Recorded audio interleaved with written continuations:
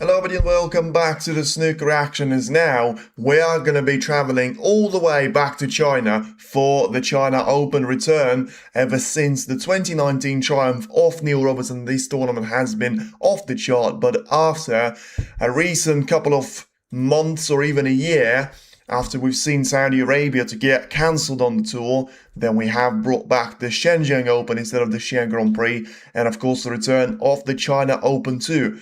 One of the very, prestigious tournaments in China, both when it comes down to the prize money, but also when it comes down to the players that have managed to win the tournament. And ever since that brilliant and very surprising win of Peter Ebdon in 2012, we've only seen 4 players to win that trophy. Mark Selby has managed to win it 3 times ever since that point. Neil Robertson has managed to win it in 2013 and 2019 to become the latest winner of the China Open so far. And then in the middle, we also had Judd Trump in 2016 and Ding Junhui in 2014 to join in the action as well. Mark Williams and Ronnie O'Sullivan and John Higgins have all won this tournament, but you have to go all the way to 2010 for Williams, and you have to go all the way to 2000 to see Ronnie win this particular tournament, although he has managed to win this one back-to-back as well. Now, we are going to be entering very much the first stage of it, so still, plenty of top seeds are going to be in the play, but if you think about Mark Williams, he's no longer going to be in open play because he's lost down to Joey Long earlier today, and you still feel like there will be a chance for, someone like Mark Williams to return later on in the season, but for now, you still feel like the first round against Chris Wakelin wasn't really well played for him in the Shanghai Masters, and he actually, just to make sure that he was going to be able to up the pace a little bit, and still wasn't able to achieve that today in his match against Joey Long. But we have to wait and see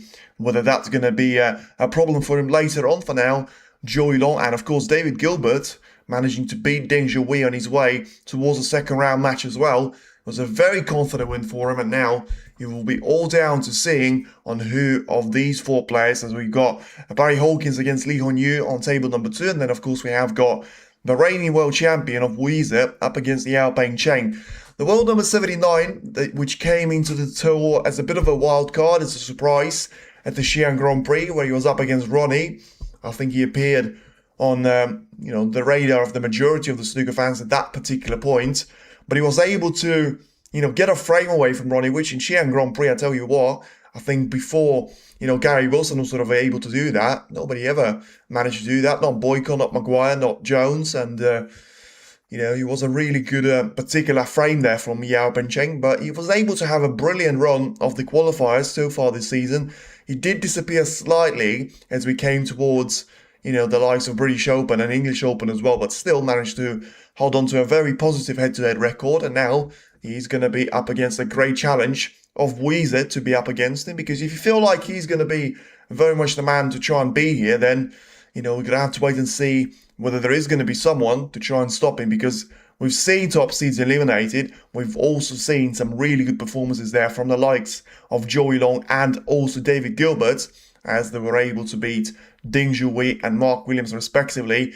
I feel like this is going to be a little bit of a different story though, because you would expect Yize to progress through to the next round, where he will potentially play David Gilbert himself. So, we could see another upset in the next round potentially if Gilbert was to meet Yize and bring, of course, his game that he has managed to showcase today in his match against the Dragon, where you feel like with Ding, he's played 2 matches in the season, and he's only been able to win 3 of those frames. So at the end stage, you have to say it's probably not been as good as he potentially could have been, but at the same time, you also have to put it down to a great result for him, and a really good performance from David Gilbert. As I say, Joey Long, once again, brilliant against Murphy, brilliant against Selby, and now really well played against Mark Williams as well. So just allowing himself to be in that window where, despite him playing 3 top 16 and probably 3 top 10 players as well, he was able to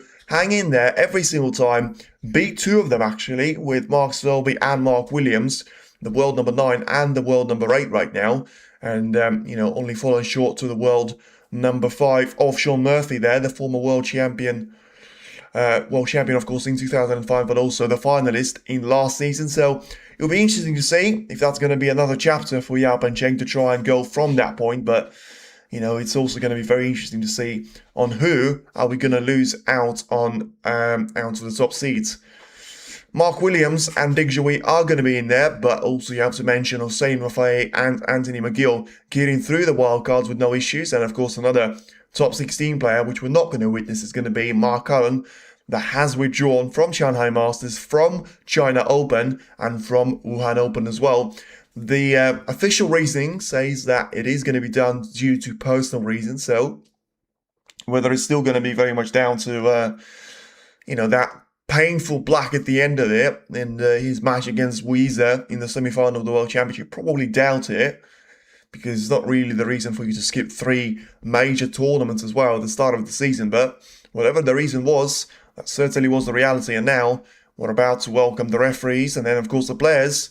It is still going to be a bit of a mismatch if you look at the rankings and if you look at the points and also the prize money won there. But ultimately, you need to know in snooker, it can always come down to just a better player on the day can always win. And that's exactly what Yao Cheng is going to be looking at. For Yize, it will be all down to a potential opportunity to come his way to try and do something that we haven't really seen from Luca Brissell, from Kyron Wilson, and then, of course, from Zhao Xington too. Where in the first couple of seasons, in the first couple of matches after they managed to become the world champion, they haven't really been, flying through the gears. Of course, Brissell and Wilson were a little bit better than Xington, because Brissell got himself into a final pretty much straight away there in the Shanghai Masters. But ultimately, you still feel like there is going to be plenty of, tournaments for you to play until he just finally realised that, there's going to be a better player than you every single time out there. So for now, it's Lee Hon Yu and then Barry Hawkins to be introduced at the player at the table 2. And then we'll get down to the world number 79 and the world number 4.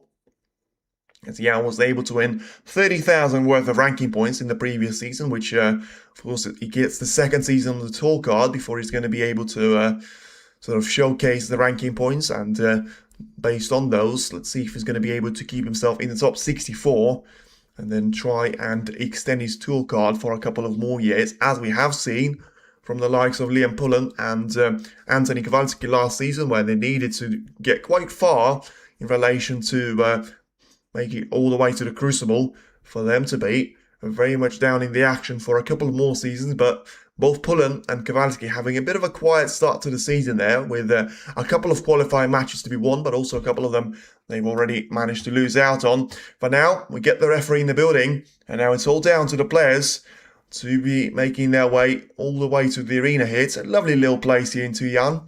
It's the return for the first time in 7 years of the China Open to the World Snooker Tour, and now it is going to be the return of Yao Cheng, 29 of course, so you can't really say that he's going to be the youngster that he might look actually, but he has turned pro in 2025, so now it's been a year since he became a professional. It's been a little bit longer than that if you look at Yize, and even though if you talk about Yize, he's got a very interesting stat about him where he is the player with the least amount or the least number of seasons when it comes down to anyone in the top 16, with the likes of Ronnie, Higgins and Mark Williams all leading the chart there. But Yize still having a few of those seasons on the belt, rather than someone like Si Jiahui or Zhao Xington, which are going to be another couple of players very much in the mix out there as well. For now then, it is the world champion, and he's very much the player that, with all the respect to Yao Cheng, the majority of the fans are going to be here to see. I'm pretty sure us included as well, because you just want to see a little bit of that performance, the cutting edge wins, the cutting edge play, and the brilliance of Yize that we have seen him get into the Crucible final. And that was very much the reason why he was the one to try and challenge Sean Murphy to take that Crucible crown. So I would say 6-2, 6-1, but you can never count out someone like Yao Cheng. But ultimately, you feel like with Yize, you'll probably come down to his game probably being either the biggest problem or the biggest advantage for him, as now he's going to be very much the player to get us underway.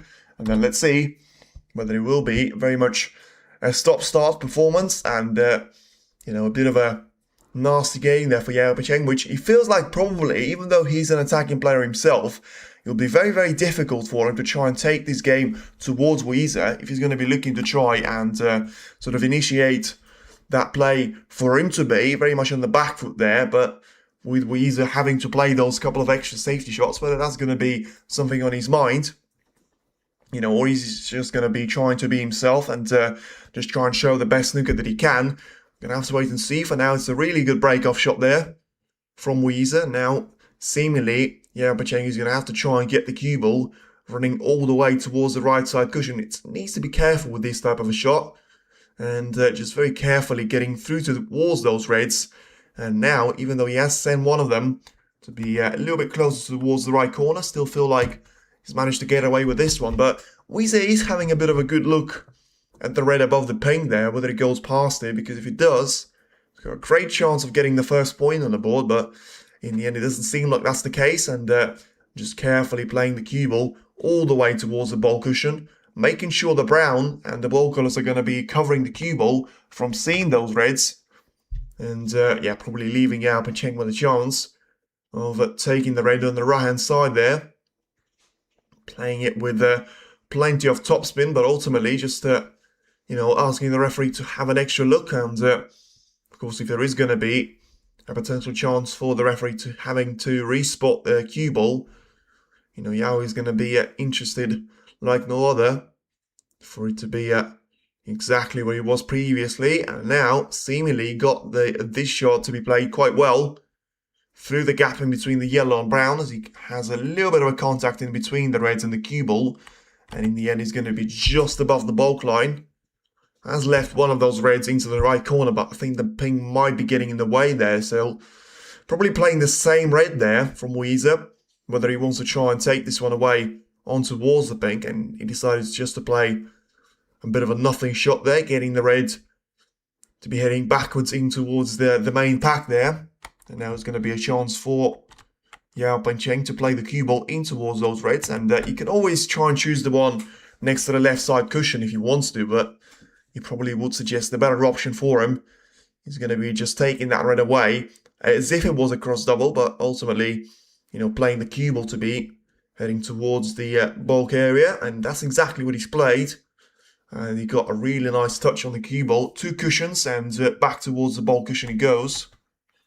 So once again, Yize for now is the favourite from your perspective to win the China. I probably would say, you know, I wouldn't really go for Trump to win back-to-back tournaments. I just think it's going to be a bit of too much to ask for him, especially with, you know, Trump not getting the best type of draw there.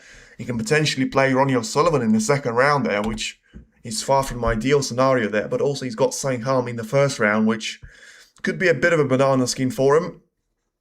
We've seen those type of matches to be, you know, going not necessarily in favour of the top-seeded player. So I still think the pawn is going to be a major threat there, but you could probably say the same thing about someone like Jackson Page or Zhang Anda there when it comes down to Trump, O'Sullivan and Zhao Xington to be having their respective opponents. But for now, it's going to be a long-range shot there for Yao Pecheng, and unless he flukes that one, it's going to be a mistake there for him. So, has he left anything away to Yize? Because this could be the point where the floodgates are really going to open, and there is going to be a potential chance here for Yize to be very much the player, to be scoring some good points here on the board.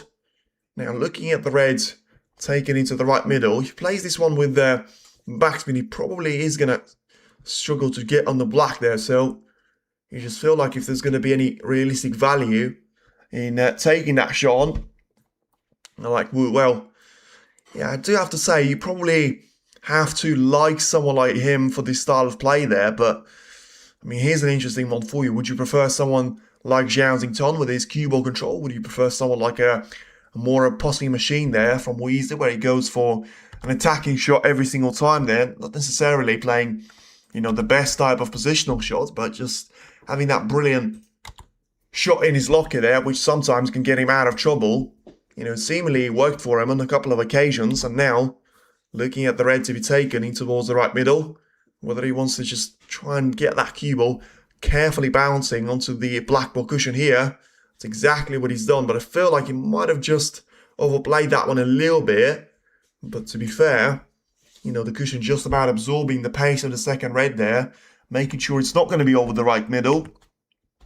And the safety battle, which, I might have thought we're not really going to see plenty of, might resume here, but still think there's a chance there for Yize to try and take the red away into the left middle. Let's see if he tries to play that one and get himself on the ping. He has, and now it will be a mistake there from Yize. So the first realistic chance there from Yang Peicheng's point of view, and it's going to be very interesting to see on how many, if actually any of the reds he's got available, because even though there was a mistake from Yize, you still feel like there's not going to be an easy way for Yang to get himself on the board here, as he has a little look around to see on what's going to be happening around the table there. Hello, Letitia.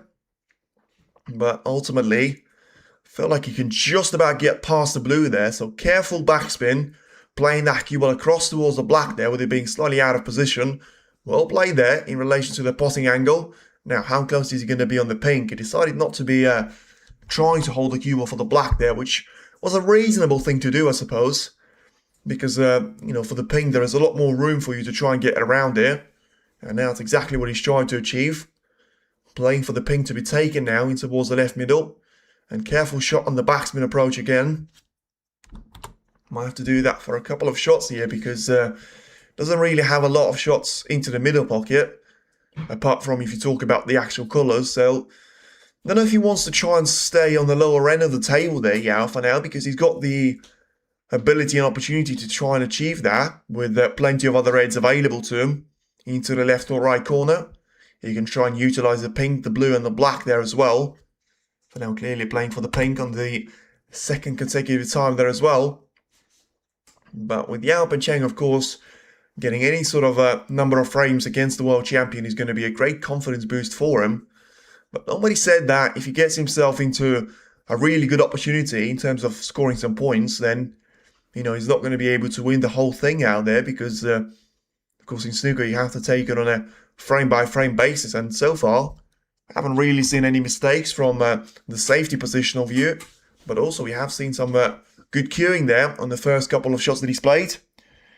Which we could improve defensive. Yeah, but you feel like, it's probably been the debate of Yize fans for a couple of years there, whether you're going to be able to do that while still maintain the standards of, your brilliant play. Nobody's been able to do that on, the grand scale of things, be a brilliant safety player and also be a brilliant scorer. You could probably bring someone like Marcus Selby and Ronnie O'Sullivan into play, because one of them is really good with safeties, but not too bad at scoring either. And the other one is, we've seen Ronnie improve on safeties, but still nowhere near the level that is probably going to be compared to Selby out there. Once again, brilliant cueing there. Plenty of shots with backspin there that Yao Peicheng has played, and so far, majority of those colours have always gone into the middle of the pocket, as he decided not to hang around the lower end of the table too much for now, and just carefully play the shot in towards the green pocket as it stands.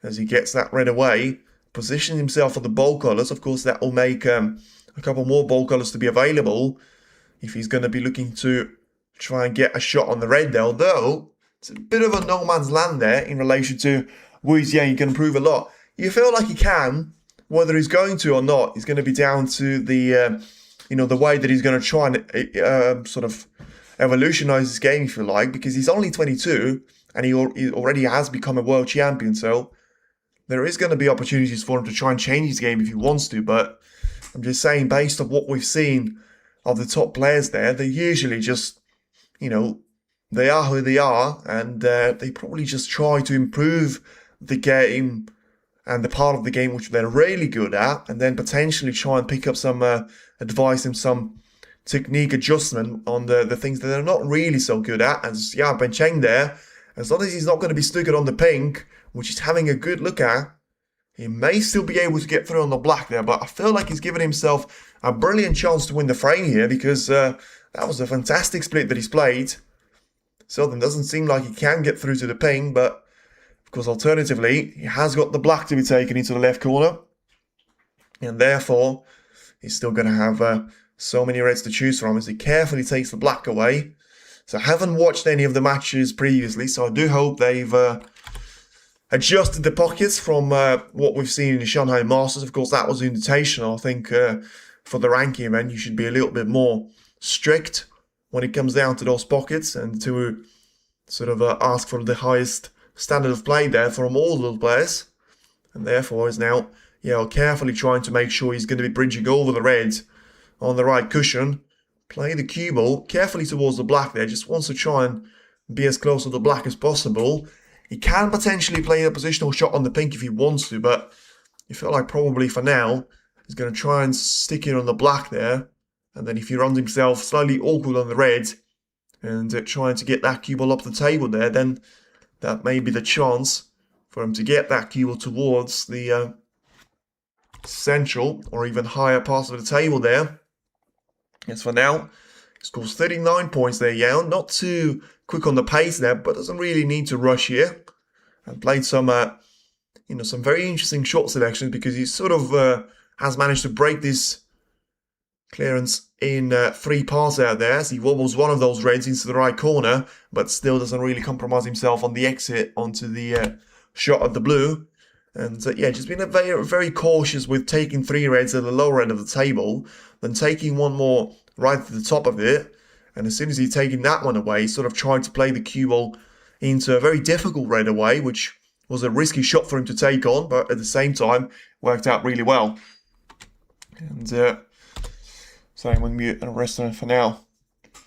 No, it's all right, Letitia. Nice to see you in the chat out there as well. So for now, we are going to be looking at the red at the left corner, and well, that's a very interesting shot selection there from Yao Cheng, because you feel like he might have actually allowed himself to be certainly on the pink here, but also potentially on the black as well. Now just having to go and make that cue ball to go around those reds onto the left side cushion. It's not going to be an easy shot for him to try and get position on the red, but you can see the black just about goes into the corner.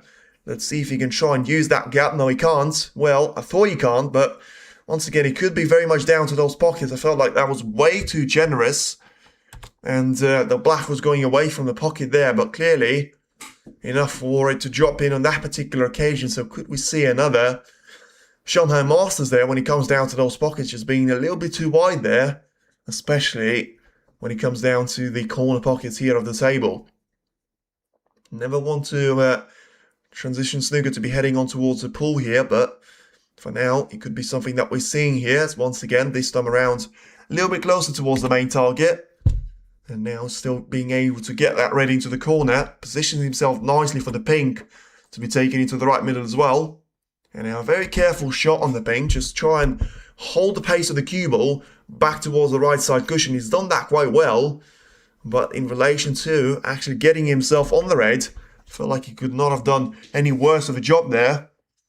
It felt like he was always going to be a risk playing for the cue ball to bounce into the red there. Felt like probably had no chance to avoid the contact on that particular target. So now he will be down to 75 points as still at the table, and 60 points being the advantage there. So this frame is not quite won there by Yao Cheng, but it does seem like he has put himself right in the window to try and make it all the way there in relation to the first frame. And you never know, it always starts with just a single frame, and then you could always see another Joey Long against Mark Williams, or even another David Gilbert against Ding Junhui there, where Ding has found himself losing 5 frames on the bounce and just not playing any snooker that we expected for him. But also, look at that for a shot. I mean, that's dreadful there from Yize. And the first shot, ever since he comes back to the table, is going to pop the cue ball into the left corner all the way. So clearly didn't get anywhere near the angle of the red that he wanted to touch there. And in the end, he's going to give 4 points away to Yao Cheng here. So let's see if Yao, of course, being 7 years older than Yize, doesn't really look like it, but at the same time, now going for the red into the corner. Well, he was a little bit quick there. Whether he was not confident, now nearly potted the cue ball as well in towards the green pocket, but he sort of felt like he was trying to do a quickie there and didn't really, give himself enough time there to just concentrate on the potting angle. But whatever it was, he managed to squeeze the cue ball into a very safe position for him, but of course not being able to pop the red and get himself lined up for the frame ball which of course the next colour or the next red would have been. But once again, it's a dreadful shot there from Yize, and he just feels like everything is going apart for him, falling apart in the first frame. Now, can he fall into the right place for Yao Pecheng here though, because we've got a chance for him to cut multiple reds, one into the left corner, just above the black there, with a similar sort of a cut that nearly cost him when he was on 53 points. Or he, of course, alternatively, could go for the red into the right corner to be taken there with the cue ball, and just carefully get that one away towards the blue and position himself nicely for the cue ball to be on the left-hand side of the blue, and therefore get himself lined up on a frame ball of the collar. So in the end, he can't avoid a contact on the pink, so he's going to have to try and take the pink itself.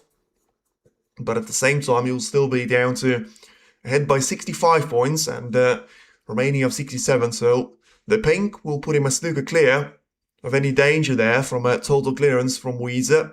But ultimately, as soon as he pops the next red away, it will be no chance for someone like Yize to avoid the defeat in the first frame. And it has been a very one-sided first frame.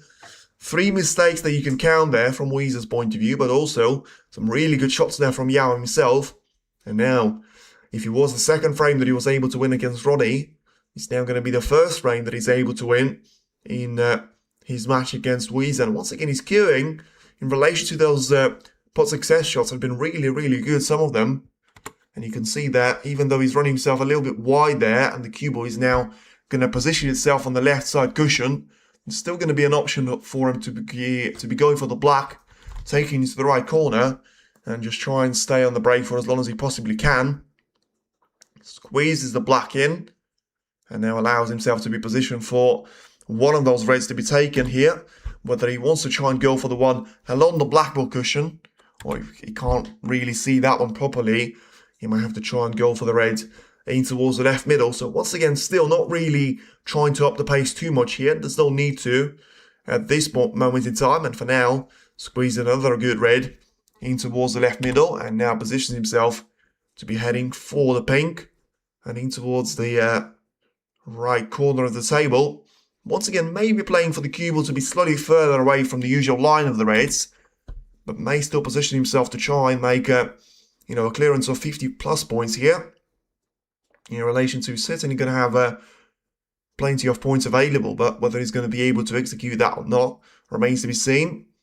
For now, the first red is going to make its way towards the left corner now. He gets himself lined up for another pink shot here, and you feel like this is probably the chance for him to try and play this shot with topspin through the right side cushion and get the cue ball lined up for the red to be taken along the black ball cushion there. And if you try to make some distance in between the cue ball and the red last time of asking, this time around he's going to try and sort of negate that distance completely and just make it as straight of a shot as it was possible for him. So carefully brushes that red towards the left corner pocket, and yeah, of course, it does seem like he's going to be able to score 100 points here in relation to those 2 breaks that he's going to play. Whether he's going to be down to a shot on the pink or, just trying to get the cue ball across on whatever colour he plays. But in the end, trying to get that red into the open play hasn't really worked out too well. The pink is going to stay out of the middle pocket, so then it will be the breaks of 60 and 30 points there for Yao Pecheng. It's still going to be more than enough there for him to get the first frame on the boards, as now Yize is going to have to stay in his seat for a while, because it's now Yao Pecheng 1, Yize 0, and it's a very good start there for the underdog. And for now, the world champion still has to be very much relying on the opportunities to come later to him in relation to the potentially second frame there that he could possibly see himself to get right back in the action. But for now, Barry Hawkins and Lee Hon-yu are going to have a hell of a battle in relation to the first frame. Hawkins finds himself 19 points clear, so still needs the green and the brown, as he's down to 5 of the colours at the table. And of course, Lee Hon-yu at this stage will need a total clearance for him to try and challenge Hawkins down to the first frame win, which is still going to be very handy for both of the players there, you have to say. But ultimately, it would also be very much down to an opportunity for either one of them to try and be a little bit closer towards getting themselves towards the second round. As now it's going to be Yao Pecheng with a break-off shot. So interesting to see on the way that he's going to try and use this advantage. And ultimately, in the first frame, he's done exactly what he had to do, and still has to, in relation to this particular match.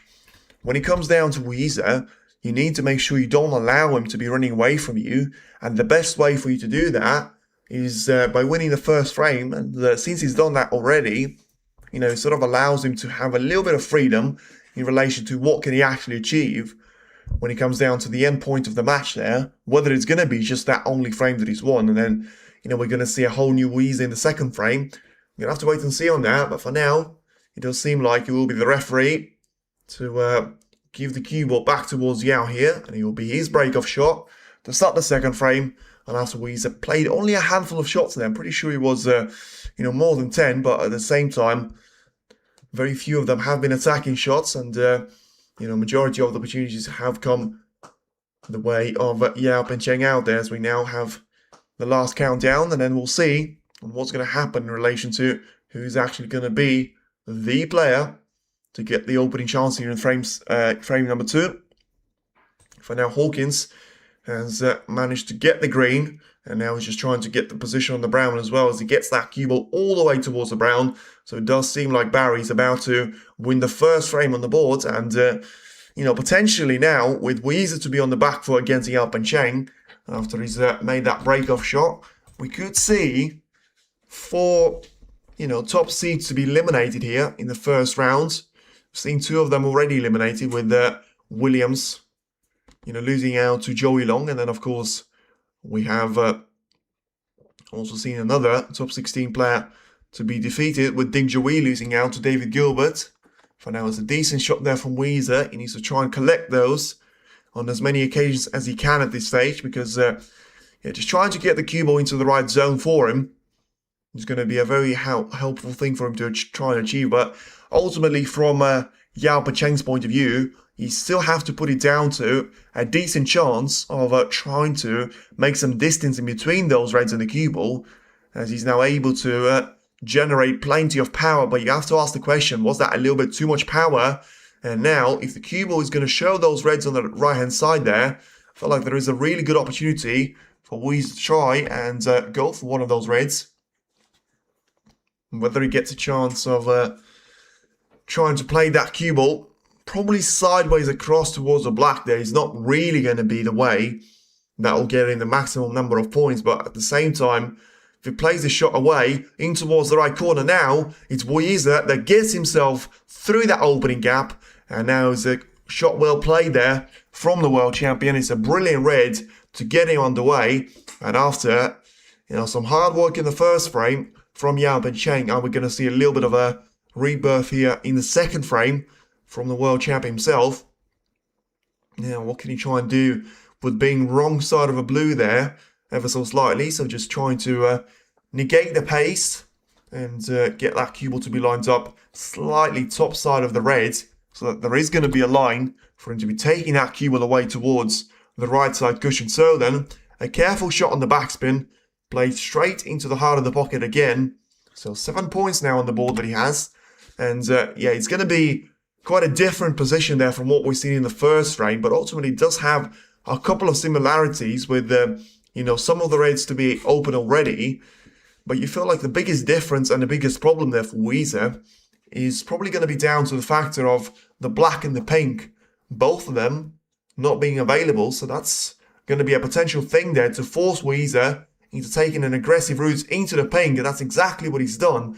Didn't really manage to get the pink into the open place there, but still, in relation to, got a little bit too close there with the pink towards the right side cushion. So now he's going to have to try and achieve the good shot on the red, taking that one into the left middle, and make sure he gets their line on the blue to be taking that blue away, and then try and sort out the position of the reds, I would say, probably more than anything else.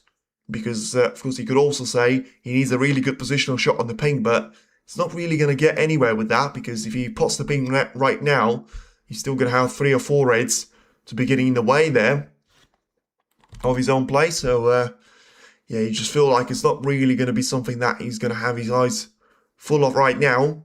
So, clearly happy to try and stay on the blue here for the time being, as he takes another red away.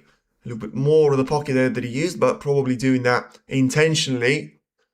Because as you can see, still being perfectly lined up for the blue here. And that's going to be the recipe for him for now. If he just manages to stay on the top side of a blue, he's going to have very little issues out there, no matter what happens with those reds, because he's still got, you know, for 2 or 3 more shots, he's still got a great selection of reds for him to choose from.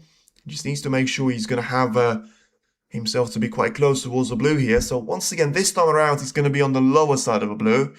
But with so much of the angle that you feel like maybe this was actually the time where he was trying to achieve that on purpose. And yeah, just looking at the reds on the left-hand side of the table here, whether it's going to be able to pop the blue into the right middle. We're going to have to wait and see. And for now, trying to push that cue ball away from the blue, play it with plenty of topspin. Just try and get that cue ball through the gap of the brown and green. Now, let's see how well has he managed to judge the pace. The answer is really, really well, because now, tell you what, I don't think he could have played that cue ball anywhere better at the table. 30 points there, 5 reds, 5 blues, and it's about to become 6 reds and potentially 6 blues out there. As he's going to play a really good kiss on the second red there while spotting the first one, still being top side of a blue, and now allowing himself to position the cue ball in relation to the reds, trying to actually get the pink spot into play if he wants to, or of course if he wants to try and rely solely on the blue ball positioning, he can also try and do that. But I think from his point of view, he's going to be slightly more interested in trying to give himself plenty more options when it comes down to a couple of extra of those reds. As he now plays a very careful shot on the red to the right corner, positioning himself now top side of a blue, trying to take that one away towards the left middle. And now 37 points is the lead. So he's still going to be looking at around 60 points at this stage because of how frequently he has been losing 2 points every single time there.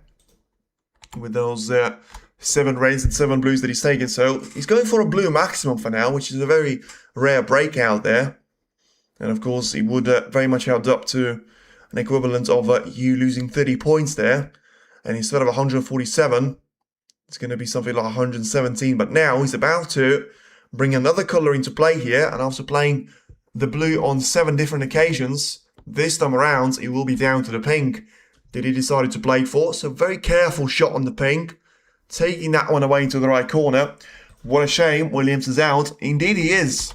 And a very weird start there to Williams this season, because even though he's managed to beat Wakeland in the first round, didn't play well, pretty much particularly well in either one of those 3 matches. And now, of course, finds himself in a position where he's been knocked out of the Shanghai Masters by Karen Wilson. And now, of course, he's lost out to Joey Long as well by 6 frames to 3 there. So whether it's just early days and there's nothing to be worried about, we have also seen the likes of Higgins and O'Sullivan not being able to take it down to the semi-final stage there, if you like, because Williams and Higgins, of course, managed to make themselves to be very much available in the quarter-final space there, with O'Sullivan not quite being able to get past Karen Wilson.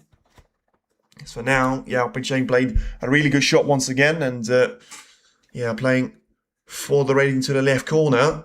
Whether he's going to be able to try and get the cue ball slightly closer towards the pink here will be very much down to the question of can he try and win the frame in the current visit to the table. And look at that for a shot. I mean, that's a brilliant swing off the cue ball. Plenty of backspin yet again, this time around from Yize, trying to use that black ball cushion to bounce the cue ball away and just carefully making his way past those reds on the cue ball and still getting himself a very good exit when he comes down to the bounce on the left side cushion was justified perfectly well. Now just looking for the red taken in towards the left corner here for him. And if he's able to do that, then as I say, he's got a great chance of trying to get the cue ball away from the red. Potentially juggle the black into the open play here too. Or alternatively, he can always try and play for the blue or the pink. Depends on what his preference is going to be out there. He clearly played for the blue, and now it is going to be all down to 1 frame each there. All that good work in the first frame from Yao Picheng has been undone here, and a very good frame now from Yize's perspective as well. As he had a look to see if the red goes past the black there. So Could also see a nice little century break here to be on the horizon. The frame is certainly done and dusted there as the fourth latest red disappears. Now, it all comes down to whether he can try and take the black away, which of course would be the first time that he's done that in the entire frame, and get himself lined up for the lower side of one of those reds to be taken into the left corner. So you still feel like there is going to be a chance for him to just play the shot carefully well, whilst disturbing the other two reds and playing that cube for the black there. Didn't really have to disturb them at the end, as he still gives himself the angle that he needs on the black. So trying to play that cube away from the reds and get it lined up very much top side of it, so that he's got a nice little transition to play for two more reds and presumably two more blacks as well if he wants to. Unless he decides to take a color, which will take the white slightly closer towards the yellow and the bold colours. But for now, very much a quick fire break there from Yize, and it's been 36 minutes since the match has got underway, and he's already managed to put himself only one shot away from making a century break in the second frame here. And now a break of 128 is still going to be very much on the line for him. For now, it's a break of 101 on the black there that he has managed to take. The Cubo is now going to have to make his way around the yellow there, hopefully for Yize without touching it. And in the end, even though it's not going to be the most convenient of spaces there for the Cubo to actually finish at, but still, probably have to say he'll be happy with it at this stage. And yeah, carefully taking that yellow away. Once again, not really seeing any issues there with the pot success with either Yize or Yao Bencheng there. And on multiple occasions, it has been all down to, you know, just a decent opportunity to have come their way when it comes down to the positional play there. But now, it's just, as I mentioned, the positional play. As he pots the green there, Yize is unable to get himself anywhere near the brown. So it's going to be a long shot in the meaning of it. And in the end, the brown is going to stay at the table there. But still, a very healthy break of 106 points there from Yize. Gets himself a century on the board. And now, it will be Yao Bencheng that has seen his work to be undone there in the first frame. As it's now Yize with a century break. And therefore, a frame win. As he now puts it all down to all square here. As it's Yize 1, Yao Bencheng 1-2. And both of those frames have been won to a nil of the scoreline in relation to their respective opponents, but also, you know, Yize has managed to win his particular frame with just a single visit to the table, whereas, you know, Yao Bencheng needed two of those visits with breaks of 60 and 30 under his belt, and Yize was able to respond with a break of 106 under his name as well. So then, let's have a very quick look to see how Barry Hawkins and Lee Hon-yu are doing, and in the end, Hawkins was able to win that frame indeed there by 30 points, 71-41. And now, despite leaving 5 points to nil out there, it's Lee Hon-yu that is at the table, and he just managed to pop a really good red there into the left corner. The position is still a bit of a struggle for him, but as we've seen in the first frame, he can always come all the way there when it comes down to Barry Hawkins and Lee Hon-yu in that particular battle. And another top 16 player could find himself in a little bit of trouble there in that particular frame. But when it comes down to Yize and Yao Bencheng, is still very much down to expect the expected there, I would say, because I don't think, unless you're going to be very much on the team Yao Bencheng there, I would expect to see any of you backing Yao to be an actual favourite there, whether you feel like he's got a chance of trying to take this one away there. You always got an opportunity. It's just down to whether you're going to be able to utilise that one away there.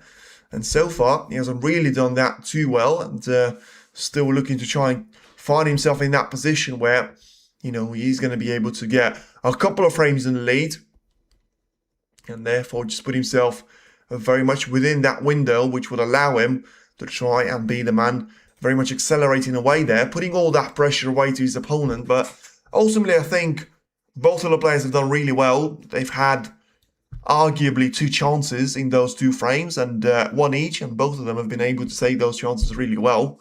When it comes down to Yao Bencheng, of course, he still had another visit to the table after that opening break of 60 points, but you still feel like it was very much down to him to be the player that was setting up the pace throughout the entirety of the first frame. And of course, the same thing can be said about someone like Yize in the second frame of his as well.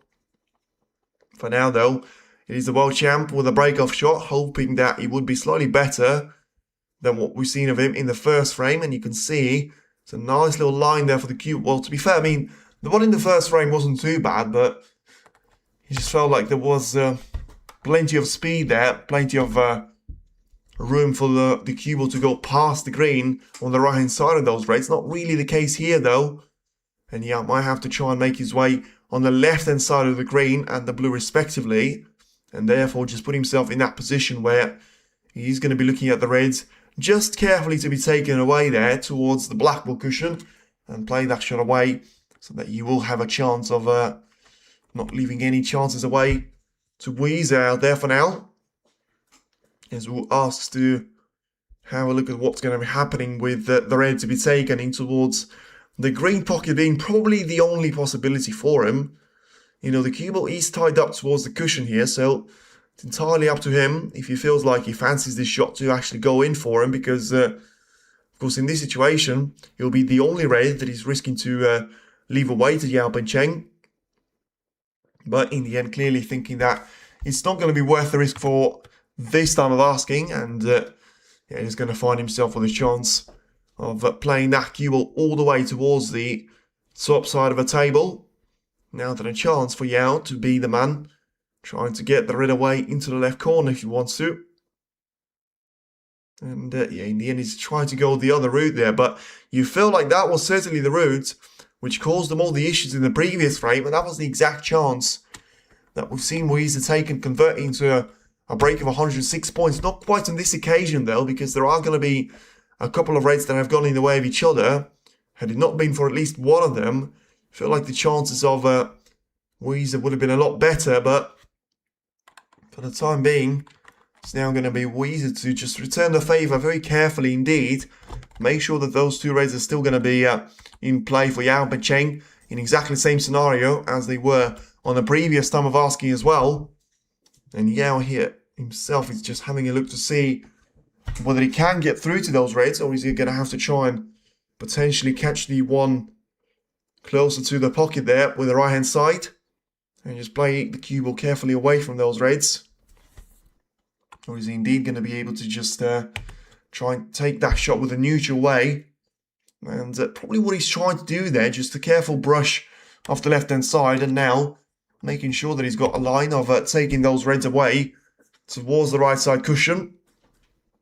And yeah, one thing about those type of shots, you need to make sure, you know, you position that cue ball very well, but also you need to make sure the reds are going to be close enough towards the side cushion. And even though you can't really argue too much with the positioning of the cue ball, especially since he got the yellow on his way towards that sort of no man's land there in between the green spot and the green pocket. But now, I feel like there is going to be room for Yao Cheng to go for the red into the corner. His long shot range has not been brilliant so far, but it's certainly going to be a lot better on this particular shot there now.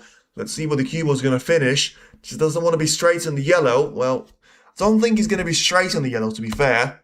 But I still don't know if he's going to have enough of the angle to try and force his way down the table there on the cue ball.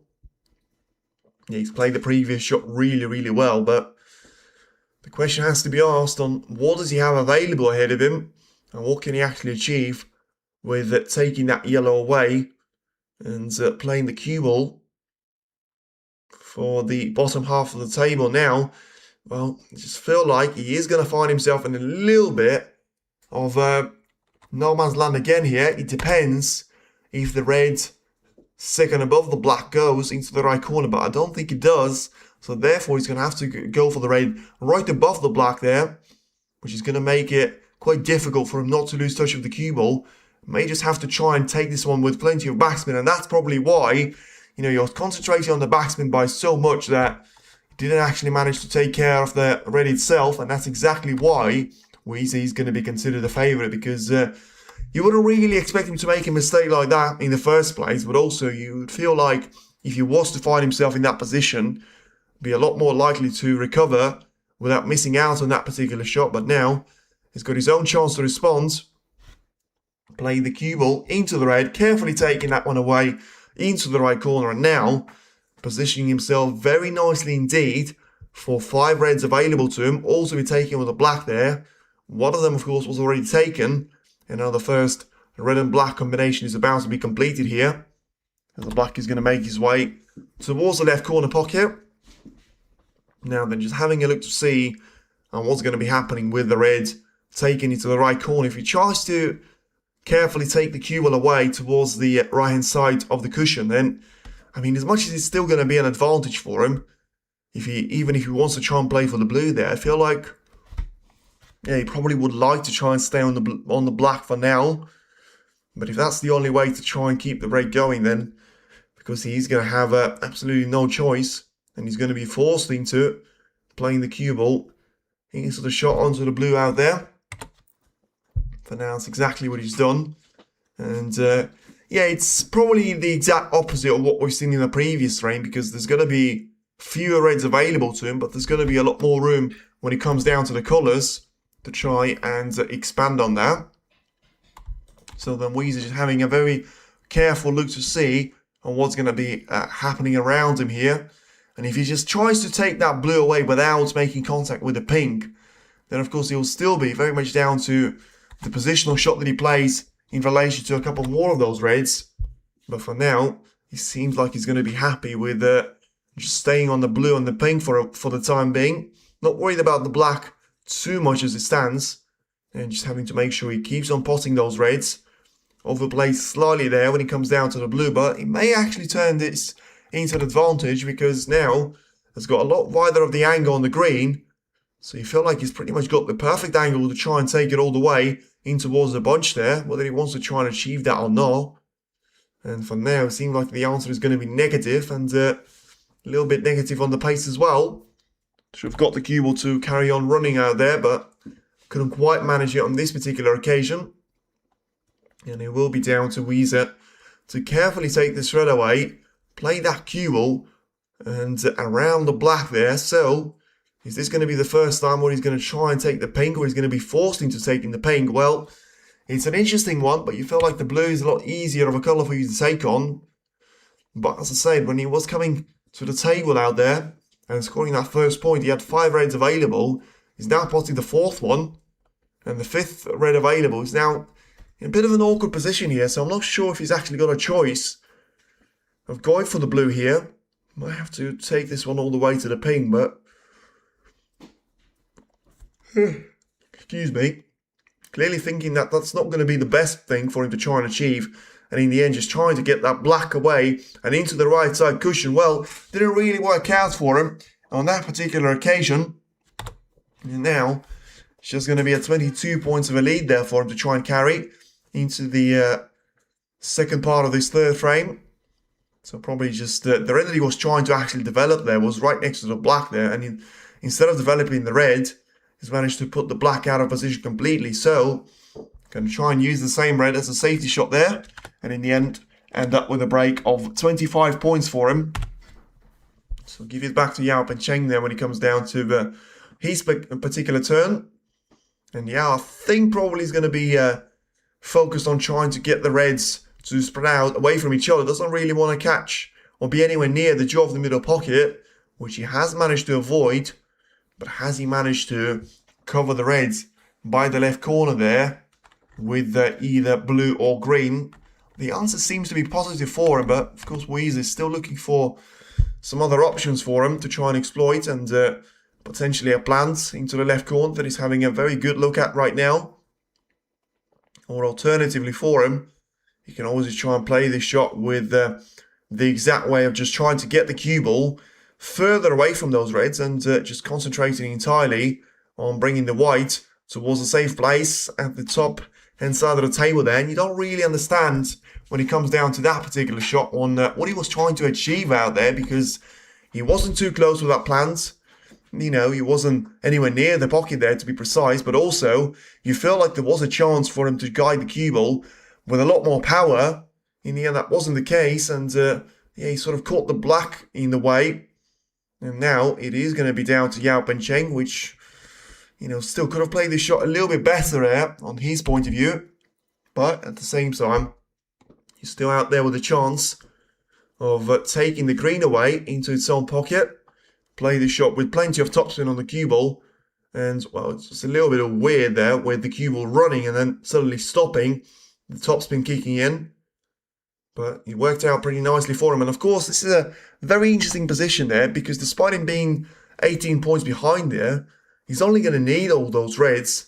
Doesn't have to worry about anything else. And the only colour or the only ball that is out of position right now is probably going to be down to the black there. So if he makes a very clean break of 60 points out there, he shouldn't really struggle with getting himself over the finish line, as he's now got 91 points at the table, which of course makes it down to 64 when he comes down to purely on the reds, which is going to be more than enough out there for him. So once again, being top side of a blue there, trying to carefully take that cue ball towards those couple of reds. I'll tell you what, a bit of a weird shot that he's played, and I think he is going to have the red underneath the pink to be covering another red that it potentially was actually playing for.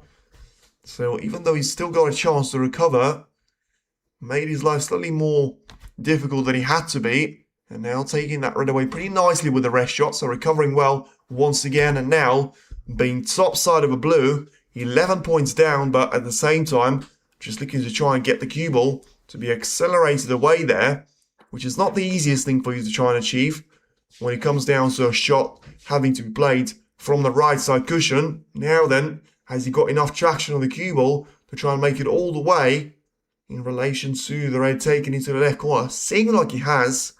And now it will be all down to a chance for the red to be taken in towards the left-hand side of the table. Well, potentially seeing the black to get in the way slightly of it as well, which may actually influence his choice of the next shot that he's about to play. And switching onto the red, taking it towards the left middle, which is taken very quickly again.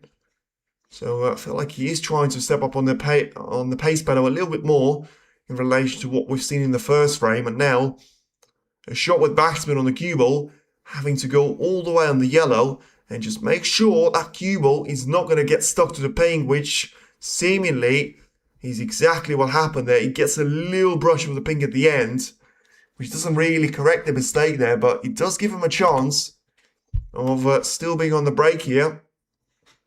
Now having a look at the red taken into the left corner here for him.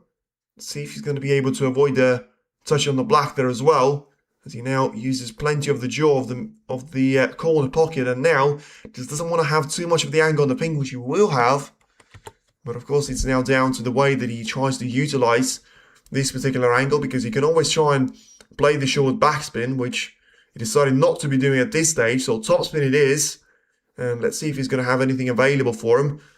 Well, not perfect, especially when it comes down to the pink returning back into his soul spot and probably having to play for the blue right now, unless he wants to try and get around the pink and play it into the left middle, which is still not guaranteed that it's going to be playable.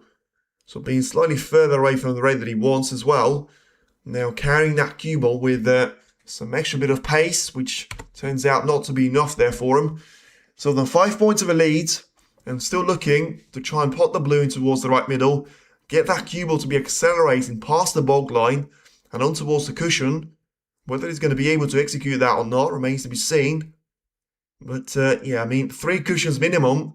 Well, he decided to try and achieve that with 1 cushion, and there's a reason why players say it's 3 cushion minimum for you, because he's trying to be very much taking that with a shortcut there.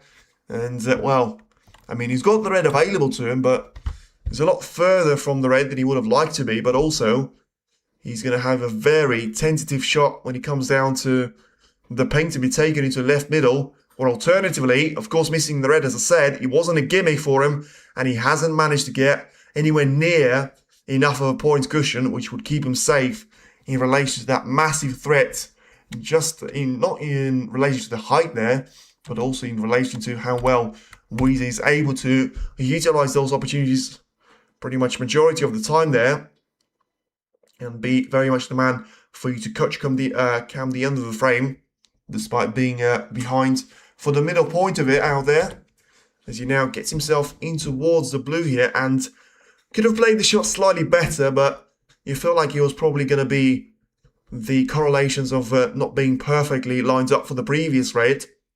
because of that being a mistake from his opponent. But ultimately, now there is going to be a chance for him to be taking the 2 easiest reds out of the remaining 3. He's still not going to need the reds to be taken away from the black ball cushion with the black itself, as he now tries to get that cue ball to be running towards the pink, and he may still be alright there, but he's played some dodgy shots out there, you have to say. He's had 3 shots in the current break, and even though he can't really say anything bad about the blue, has Peng Cheng ever competed in a UK tournament? It's a good question. I don't think he has, in relation to... Let's have a look at what happens to the ping. It's a really good shot there. So once again, a good recovery there from Yize, but he's going to need another one of those. I don't think he has, to be fair. Not on my memory. I'm going to be able to check that. I think he's played in the qualifiers, but I think if you're talking about the actual main tour event, I don't think we've seen him. Certainly not at the British Open, not at the Whole Nation Series, I don't think.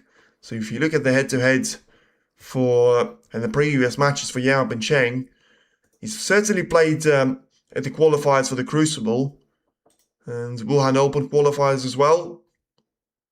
Now, in relation to the UK, he's played in the German Masters qualifiers and obviously played in the qualifiers for the UK Championship as well, but he hasn't really been in the main stage out there, so nothing that he's going to be, you know, very much something to be seeing out there on his particular CV. And now, it's a really good shot once again out there from Yize. Despite having to take a rest with it, he was able to execute that one pretty nicely, and now being lined up for the brown with a very important couple of shots coming up for him. So the brown, first of all, disappears into the green pocket. Now let's see what sort of angle is he going to have on the reds, and he seems to be pretty much perfect.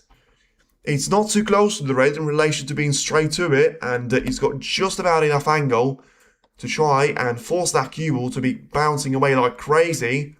And yeah, I feel like he probably bounced away with a little bit too much side on, because the bounce from the side cushion was certainly exaggerated for him. Had to try and keep the cue ball away, slightly closer towards the side cushion, but still, even though that forced him into going to the blue for the shot into the green pocket, still allowed himself to be potting that shot. And now, all down to the ball colours. Very much down to 14 points as the lead. 16 with the yellow. Underrun for the green here once again. Not for the first time in the frame, but should be able to just nerf the power completely. And then the brown should be very much the frame ball for him. We should put him something like 23 points clear with 18 points at the table. So for now, once again, very delicate shot there on the green. And making sure, even though he was happy to try and get that cue ball to be bouncing off the right side cushion, it will now be all down to a shot on the brown, which wins him the second frame here on the bounce. And once again, it's a bit of a contrast to what we've seen in the second frame there, because, yeah, I did have a very good opportunity to try and take this one all the way. In the end, it wasn't quite enough there to try and stop the machine of Yize. And now, after a break of 38 points and counting, let's see if we are going to witness another break of 50 plus. Or is he not going to bother about the black? And seemingly he will just be down to the shot on the ping that he's taking. So he's going to try and pop the black here and put it very much back down to 51 points of a lead in relation to the break that he will have, but not quite meant to be out there. So he will be the break of 44 points, which, you know, is still going to be more than enough there for Yize to take that third frame away from Yize and make himself to be the leading man there when he comes down to the first 3 frames. And now he's still going to be looking at a potential opportunity to try and come back before the start of the intermission. He does need this 4th frame quite badly right now, because if he's unable to win it, then of course Yize would have gone on the run of winning 3 frames on a bounce, but ultimately just positioning himself ever closer towards being with a chance of you know, finishing the match before it actually gets underway there for Yao. Even though it was a very promising start for him in the first frame, as he was for Lee Hon-yu. He wasn't quite able to take that one away from Barry Hawkins, but now managed to win the second frame, and now leads by 25 to 1 points out there after making a century break as well of 111 points in that second frame as well. So not too bad for him when it comes down to scoring opportunities, and now it is going to be down to Yize and Yao Peng Cheng as well Still looking for a chance with Yize to try and get himself even further away from his compatriot, but it felt like it's probably something that you would expect to see there.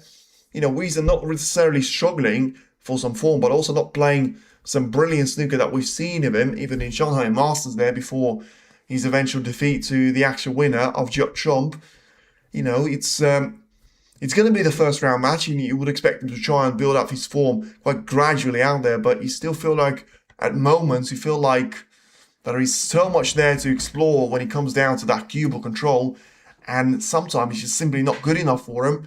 The good news for him, of course, is that he was able to get himself out of danger with some of the good long shots, or some of the, you know, potting some of the reds, which, you know, he felt like he could have actually played a safety out of it, but he decided not to. He decided to try and keep his foot on the gas pedal, and that's something that has actually got him into this position there, being 2-1 ahead there of Yao Bencheng. As now, this time around, he will be Yize to leave the arena for a while until he comes back and potentially tries to increase his gap over Yao Bencheng by more than just 3 frames to 1. So that ultimately, of course, Yao Bencheng has played against some big names last season against John Murphy. He lost by 6 frames to 1. Then he lost to Ronnie O'Sullivan by 5 frames to 1. He has lost to Ryan Day, 4 frames to 3 in the Scottish Open. He has also played against the likes of Ben Wollaston, where he was actually able to win that match, you know, before eventually losing out to Sam Craig at the World Open. Played against Chai Nu, managed to win that match 6-3. That was, of course, this season at the China Open qualifiers, and he had to go all the way through the first round, play 3 round of qualifiers, and in the end he was able to get himself through towards the main stage out there. Now looking to try and compete with the big boys here in relation to the top 16, make that top 13 with Mark Cullen not playing at all, Mark Williams and of course Ding Junhui already to be knocked out. So still, the top 7 is still going to be very much intact there, but you feel like it's only going to be the case until the round 3 there with the specifics of the draw. Of course, we are going to see the matching between Chang Min-yu and Neil Robertson, where, I mean, in relation to the rankings, you probably have to say it should be a walk in the park there, but I'm not even sure if it's going to be easier for Robertson to beat Chang Min-yu in relation to potentially Chang Min-yu very much to be the player to try and beat Neil Robertson out there, because it's really tough to call on who's going to be the favourite out of the 2 of them, despite one of them being the world number 2 and the other being the world number 47. It just seems like the recent form of both of them has been very, very different from what the numbers and the rankings do say. For now, it's a break-off shot there from Yao Bencheng, which once again doesn't leave anything away to Yize, but once again it's a safety shot there from Wu that does leave a couple of options there over to Yao Bencheng. And now there is going to be a potential chance of going for the red here in towards the right corner. And now, I mean, does Yao go for this one? He needs to. He can't really allow those previous mistakes in those 2 frames. He's getting ahead of his own. He needs to just make sure he's going to keep on knocking on the door there. But for now, it just seems like he's not really going to have the key to this particular door. Although, he might have actually locked himself in that place, because even though he has caused a bit of a calamity at the table, and to tell you how much of a calamity, he brought one of the reds, the black and the blue, right over the green pocket out there, despite not aiming anywhere near that pocket on the previous occasion. And, well, apart from the red into the left middle, I don't really see anything that Yize is going to be able to achieve here, unless he can get through one of those 2 reds in towards the left corner, which he's still having a very good look at.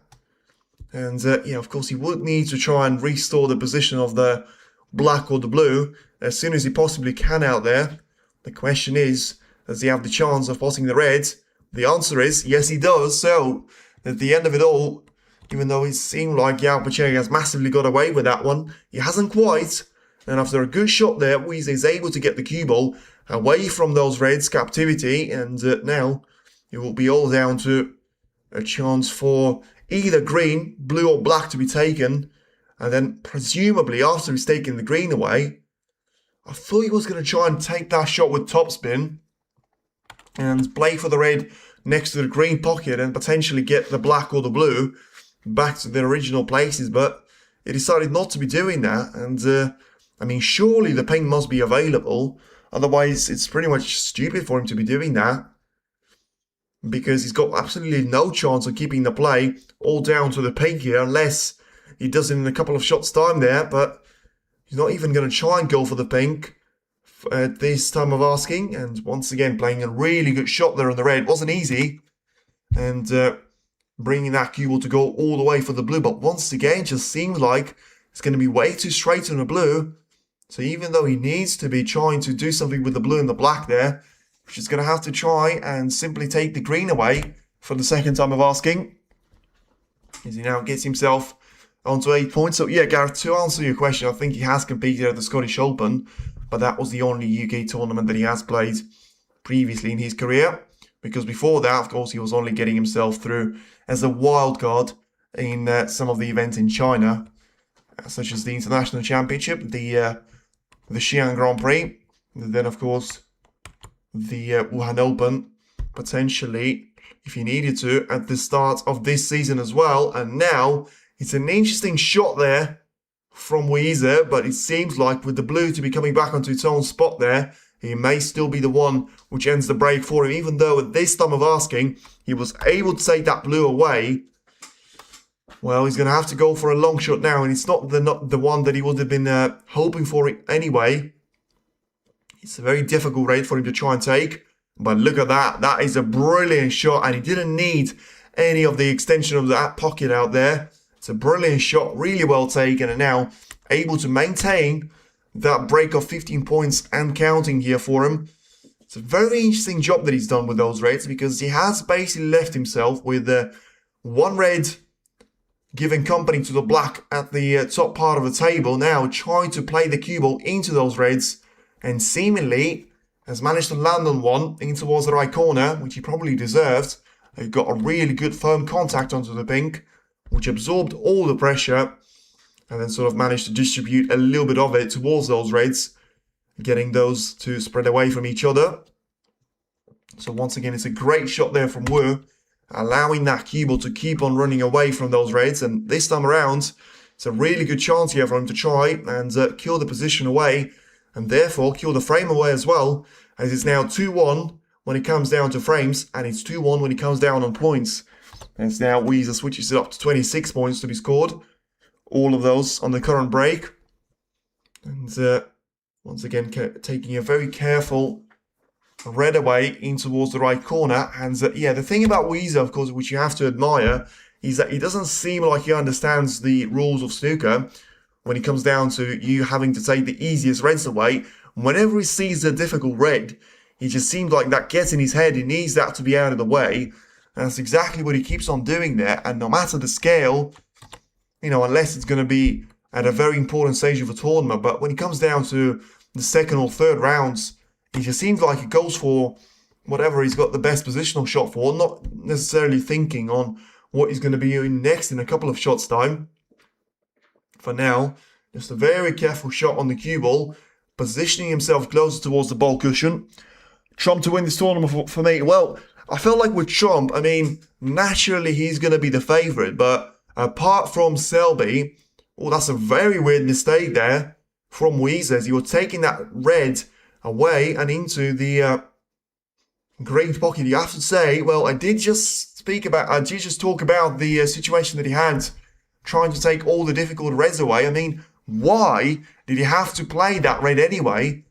Because he managed to get all the reds at the bottom part of the table all to be available to him. So now, all of a sudden, the frame is wide open there for Ben Cheng to try and, you know, go to the intermission with it being 2 frames each out there, which he probably deserves when it comes down to what he's seen in the first 3 frames. But now, he's got a golden opportunity to try and make things right there. Big time for him.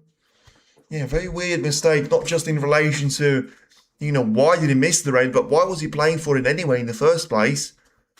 And, yeah, now, of course, you're going to have a look at Albert Cheng's point of view, and it's not necessarily going to be the easiest point, but you still feel like it's probably going to be just about as difficult as it would have been for Yize to try and do something with it. Now then, taking that green away into its own pocket just doesn't need the cue ball to be heading too close towards the colours and the pink. And, well, he seemed like he's walking away towards the reds. So he might have got away with this one. Has he got already to the left corner? Because if he doesn't, that's a massive waste. And it's not even close.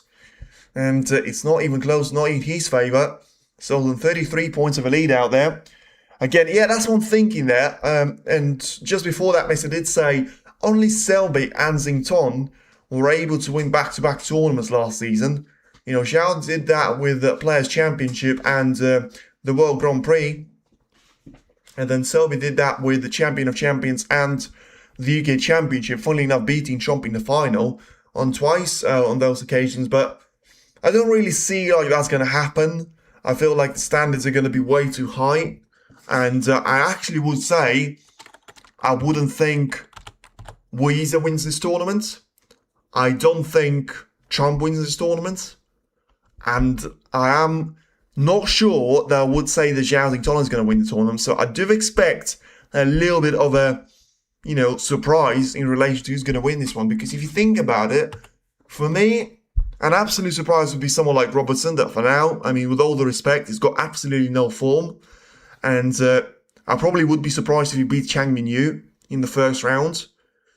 That's how pessimistic I am about Robbo. But, you know, the thing about his game is that sometimes he can just pull off those brilliant shots and brilliant frames and brilliant matches. He's, you know, out of nowhere. So, I mean, my dark horse would probably be Wilson. Karen Wilson, I really enjoyed the way that he's played in Shanghai. And I felt like he was way below his best when he was up against Trump, but I still think he was able to make a decent scoreline out of it. And yeah, I don't think Trump is going to be able to do it. Even though he's got motivation, to be fair, with Trump, so I wouldn't be surprised, but I don't think he's got the easiest draw. You know, when you potentially have to face Ronnie in the second round, it's not really something that you want to do there. Of course, third round here is the quarterfinal, so if you want to count this as a second round, certainly the last 32, and then of course it's going to be the last 16 out there and the 1/8 of the final. But still, at the same time, you feel like, you know, playing Sai Ham is going to be one thing for Trump, which is not going to be the easiest when it comes down to Noppon's performances last season there. But when it comes down to Ronnie, you would expect him to beat Jackson Page, and therefore you probably would expect Trump against O'Sullivan in the second round of the main draw there, which is incredible matchup.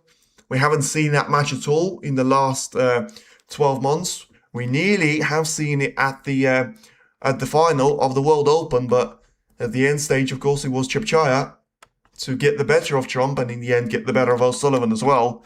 An incredible scoring final, making a 147 in the final, by the way. I feel like that individual performance from Chepchaya genuinely doesn't get spoken enough there, because I think the best individual performance from anyone was probably Selby in his match of the Champion of Champions, where he's taking a 5-0 lead. Or, well, potentially, I mean, Selby could be competing with himself there, because he's had a fantastic performance at the UK Championship, and then he also had a really good performance at the Champion of Champions as well. I think Lisowski against Trump was a really good job for him as well. It's now not a really good job there from Yao Bencheng, and a potential chance for Yize to be taking another red away. He's taking that red very nicely indeed, and now has he got a chance of playing for the blue in towards the right middle? Seemingly the answer is going to be yes for him as well. And now 38 plays 4. That opportunity for Yao just seemed like it's going to be way down the road here, because the pink all of a sudden has been brought back into play with a previous couple of safety shots. So you feel like if Yize is able to get this red away after the blue, and he gets himself in and amongst the pink, then, you know, he's not really going to have any problems with scoring 20 or more points than he will need to get a 3-1 lead out there. And a very promising start there for Yao Bencheng. Has seen him to have opportunities in 3 out of those 4 frames. But at the end of it all, it does seem like he's only going to find himself to be victorious on one of those occasions. And so now the blue is about to be disappearing once again, playing the keyboard closer towards the pink spot, and a couple of reds to be getting in the way, at least for a couple of more shots for him. And Yeah, just a very careful shot on the red. Trying to take this one with topspin on the cue ball and get himself lined up for the red taken in towards the right corner. And a nice little line there for the white, though he is going to overrun for it. So still a chance for the pink to be taken into the right corner. And now there is still going to be a very good opportunity for the blue to be taken in towards the green pocket down there. But Yize is having a very nervous look in relation to having to bridge over those reds. And in the end just thinks against it. He's going to go for that little cannon on the red after trying to spot the pink right now. So a very delicate shot that he's tried to play there, but I'm not sure he's actually managed to execute that one as well as he planned. So now he would have liked to be playing a frame ball, but at the end of it all, he's probably going to have to try and settle for a safety, although that doesn't really, associate with someone like Yize. So I think he is trying to fool the cameraman. I think he's playing for the red in towards the left corner, and he was. It's a really good plan there that he was able to find, and in the end, it's a really good response in the previous 3 frames that he was able to find to that dominant frame of Yao Cheng out there that hasn't really scored some big points ever since that point. Only scored 4 during this particular frame. Scored around 20 or 35 in the previous one. Then, of course, had a frame to nil when it came down to that century break to be made from Yize's point of view. So this time around, there's not going to be a century break. There may not even be a break of 50 plus there from Yize. But still, there is going to be the most important thing for him. And that's, of course, being the frame win. And now a great chance for him to try and kill the match off before it getting something like 9 frames or more. And make it all the way down to 6-2, 6-1 being the most likely of the scorelines here. But of course, you have to put it down to Yao Cheng having the chances in plenty of those frames. So you're going to have to see whether there is still going to be a bit of a, performance which will either force Yize to try and up his own pace, or Yao Cheng is going to be able to try and bring his next level game into that 5th frame and potentially force Yize to be the man struggling a little bit there, as we'll take another great red away in towards the right corner. May have to play a very similar shot on the pink as he takes that one away. Plenty of backspin on the cue ball and being top side of that yellow, having to take a careful shot on the cue ball on the approach and just carefully wobble his way through to 2 of those cushions. And now as he takes the green away, positioning himself on the brown, plenty of topspin to try and get that cue ball to be going around the brown here. And then put himself down to a shot on the blue to be taken. So it's a break of 51 points. And it's still going to be a chance for Yize to try and make another total clearance for him. He's seen a couple of those to be made in the previous couple of frames. Of course, the century wasn't quite that. Yeah, Trump, well, I mean, I'm not really going to disagree on that one massively because he is the reigning Shanghai Masters champion. And, he does have a decent record at the China Open. He won this tournament twice in his career, with Selby and Williams winning this tournament 3 times. But, of course, Williams is not going to be contention, and Selby hasn't even got past the first round. Yize is almost halfway there, though, as he now finishes off the 4th frame with a break of 58 points, and he is going to lead himself on towards the intermission in a very good mood indeed, as after the first frame upset, it is now Yize that has won 3 frames on the bounce, one of them being a century break, the other 2 seeing a couple of really good total clearances as well, and now it will be all down to Yao Cheng to try and up his game as we return from the intermission in 15 minutes time. But for now, it is all to lose for the reigning world champion, as Barry Hawkins, by the way, finds himself 2-1 down to Liu Hongyu. So are we going to see another top 16 player to have an upset, or is it going to be finally back down to the favourites to start to prevail, and David Gilbert to be facing up against Yize? What a matchup this could be in the second round. For now, we're still at least 3 frames away from that being the reality. Speak to you in 15 minutes time as the players return from the intermission. Stay tuned in.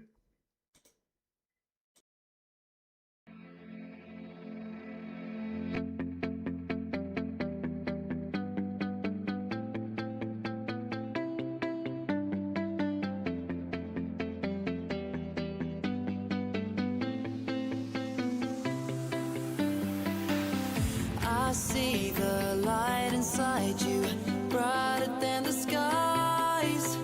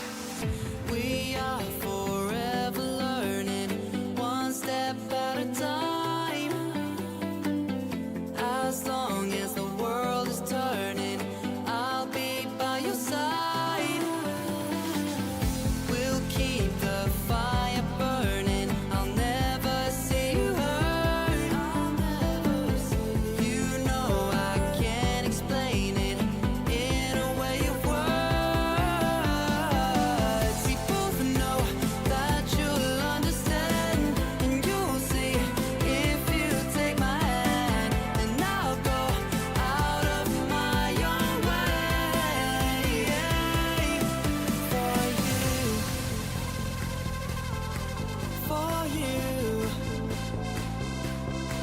I'll go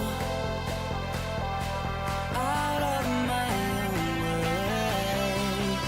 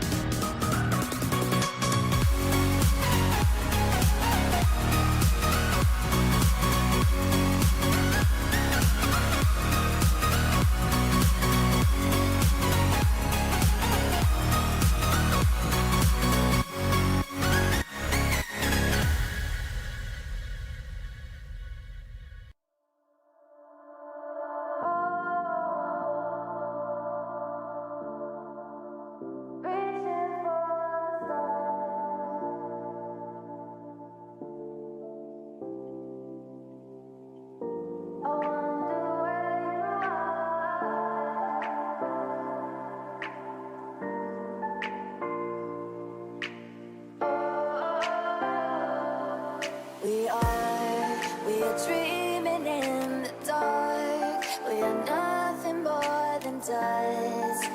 Search but you stay lost. We are reaching for the stars, but we're making this too hard. And I wonder where you are. Mysterious, that's the part you always show. 'Cause you're too curious.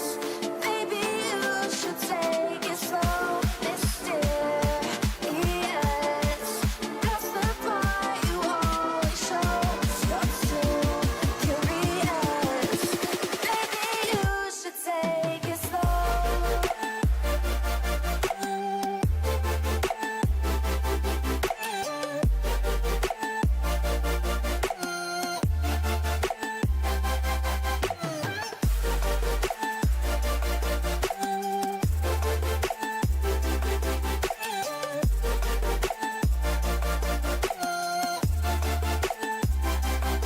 We're dreaming in the dark. We are nothing more than dust. You search but you stay lost. We're reaching for the stars. We're making this too hard. And I wonder where you are. Mysterious, that's the part you always show. 'Cause you're too curious. Maybe you should take it slow. Mysterious.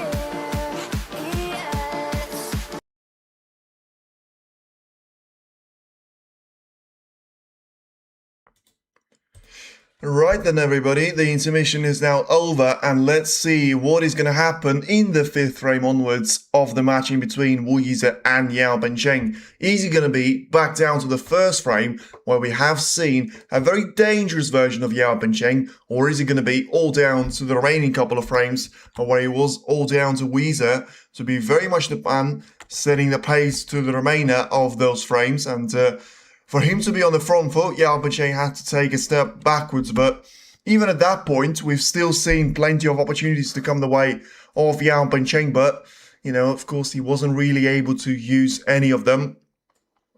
And for now, the tendency is, as soon as Yize scores just a single point, he does win that particular frame. The only frame where he didn't score points was, of course, the frame that he lost out on.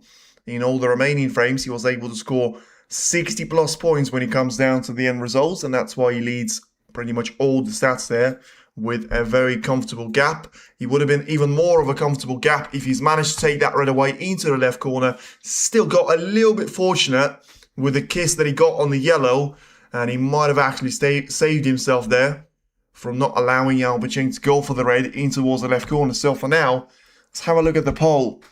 Zhao for Letitia to win, and Peter saying O'Sullivan. Well, nobody believes in Robertson, which are probably going to jump on that train. As Yao Bencheng there, once again, brilliant long range shot there. Let's see if he's got the position on the blue, and he does. So in the end, Yize wasn't quite as fortunate as I thought for the first time. So 45% for Yize, 31% for Zhao and 17% for the likes of Trump, O'Sullivan, and potentially someone like Karen Wilson, Sean Murphy, etc. all to be in the mix. Well, probably fair, but in relation to, you know, what we've seen of Yize and of Zhao, I probably would have to say Xington's got a lot more chance for me in relation to he's played some really good matches. You know, just because he wasn't able to win against Karen Wilson doesn't really mean that he had to play, you know, a horrible match. He didn't play that one. It was just down to the sequence, and the match was one of those where you win 4 frames, I'll win 4 frames, and at the end stage, Wilson was able to respond better towards the end stage of the match, and that's why he was very much, you know, the man to be challenging Trump in the final, which he wasn't able to do so. So, you know, it was down to Wilson to be the better man on that particular table. But you feel like if you talk about the performance against Ding, the performance against Robertson, then Zhao was still very much the man to catch for you. And I'm not going to be criticizing or taking any credit away from Wilson and saying that, based on the scoreline, based on the opposition, it would have been a better final to see Zhao against Trump.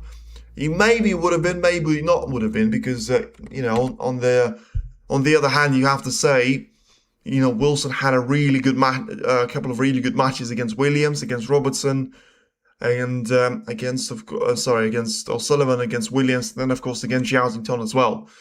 So he deserved his place in the final, and I still think Kyron could be, the man to challenge, because you talk about the front three, Xington, the Robertson, the Trump, are going to be battling their way to get some ranking points for one of them, either for Trump's point of view to try and stay as the world number one, or for the likes of Robertson and Xington to try and challenge him for the world number one spot. And so yeah, they're just having a bit of a close look to see if there is a gap. Well, I mean, there is a gap, but it's ever so tight for one of those reds to get past the other two. And of course, psychologically, it could be affecting you, but it didn't on this occasion. Well, that's not a great way for you to play a positional shot on the black, though. Way too much of a bounce on the cue ball, and as much as, well, first of all, it's going to be very, very tough for you to reach the cue ball. Don't think it's going to be tough for you to put the black there, but I don't know what he's doing with that rest. I mean, unless he gets all sorts of extensions on the cue out there, I'm not sure he's going to be able to get away with that rest. I think he needs the longest one in the game, but he clearly knows something that I don't know. Yeah, but of course, the black should disappear, but, it depends with what kind of power he's going to play this shot, and, well, that's exactly what I meant. I didn't really finish the sentence, but where's the cue ball going to finish in relation to the reds? I have to say, I thought he was going to be underneath those reds, and he's actually managed to get too much of the angle, and somehow he's managed to be over those reds, so at least some good news for him. He's going to get a touch and ball out of this one, so, just playing the cue ball away from those reds, but ultimately still a chance there for Yao Pecheng to try and get the cue ball away from those reds and trying to get in behind the yellow. Could have worked out pretty nicely for him, but in the end, not quite on this occasion. And he'll be down to Yize to try and take it away there. So once again, still 26 points down. Plenty of points at the table. He's got a great chance of trying to keep those reds intact here on this particular shot. And now just trying to get a bit of a nudge on the cue ball in relation to the yellow. He's going to miss it altogether. So didn't play that one badly, but, I felt like he probably is going to leave himself in exactly the same position as he was on the previous occasion too. So for now, a chance to take the red away towards the right corner. And now, well, I mean, has he done enough there? Yeah, I'm just not sure if he has shown enough of that red for Yize to try and take it away into the corner. He's not even looking at that red there, the world champion. He's looking at the red directly above the black there. Still potentially with a chance to try and cut it, but probably not on this occasion once again. Just trying to take it in sequences there. And for now, the clear-cut goal on that particular shot was down to try and make sure the black is going to be with a lot more freedom next to it. And now, Yao is probably going to be positioning one of those reds in towards the black, although he's missed it altogether. And I'm not sure, well, missed the contact on the black there. And I'll tell you what, you better make sure he got a really good cue ball control, and he has done. About as perfect as he could be, but still. I mean, the red, because he didn't touch the black there, and for me, there clearly was intention for it to touch the black. He was always going to be slightly closer towards the pocket than you ideally would want. But of course, I felt like even for someone as aggressive as Yize, he's going to have to find himself in a position where he just carefully takes that safety shot into account and, plays the cue ball away and into those reds without really any risk of, trying to put any one of those reds to be over the pocket. So now then, still a chance to try and take this shot away. If he's going to be playing this one with so much topspin that he doesn't really want to put himself, as I say, on the back foot once again. Yao Pecheng, because right this time around, I think the whole reason why Yize are trying to play that shot is because it would require Yao to have a very good cue ball control for him not to be heading for the same red into the left corner. And I'm not sure he got it, And I am very sure that Yize is going to consider taking that red on, though there is a little bit of hesitation. I'm not sure what that is all about. I mean, the shot is not the easiest. He's taking that shot beforehand, but ultimately you have to say, is it worth for you to be taking a risk like that when being 26 points down? You know, and still being on the front foot here, of course. Or is he going to try and, you know, play a better safety shot and potentially be the man that forces Yao Bencheng to be the player that takes a risky shot like that? Of course, there's always going to be a risk of him, you know, actually making that shot in, but, you know, let's see if he's actually going to be going for it at all. For now, the answer seems to be negative. And, well, that's an interesting shot that he's trying to go for. And now, well, I'll tell you what, I think Yize has been patient enough there. I don't think he's going to be any more patient. One of the reds is cannoned into that red next to the left corner. And in the end, the one that Yao was playing for is now going to be even closer towards the corner pocket. Still, has to be careful, but I feel like he might just want to try and drop this one in. I mean, didn't get too far away from the pocket, but still didn't get too close enough so that he was able to pot that one in towards the left corner pocket. So I'm not sure how that red stayed out, actually, but the bottom line is he has. And now Yao, if he's able to go for this shred away, he's got a brilliant opportunity to try and get another frame on the board here. And once again to make it the start of the mini session to be very much the point where it's difficult to catch him. Because in those first frames, we still haven't seen Yize to score a single point out there.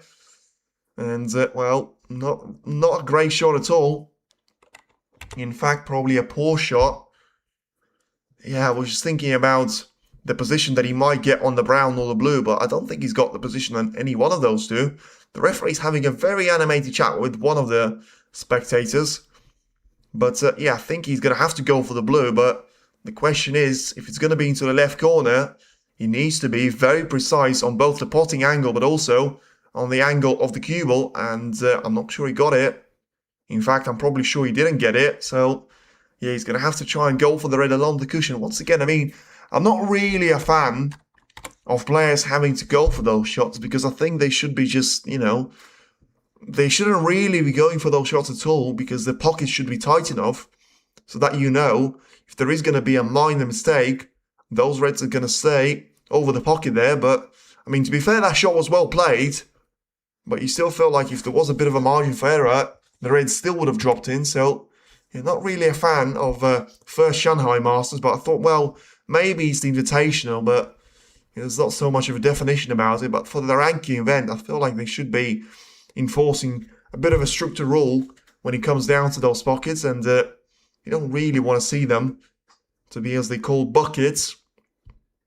And yeah, I think from what I've seen, it's a very, very similar situation to what we've seen in Shanghai, and it's a very different thing to what we've seen in qualifiers at the Championship League and what we've seen at the Crucible last year as well. So then, once again, a shot which seems to have cost Yao Bencheng the position once again out there. Just seems like we're not seeing anywhere near that fluidity and that brilliance of having one chance which would kill the frame off for you for Yao Bencheng. And now 14 points after 26, and still no guarantee that he's going to be able to win the frame at the current visit to the table.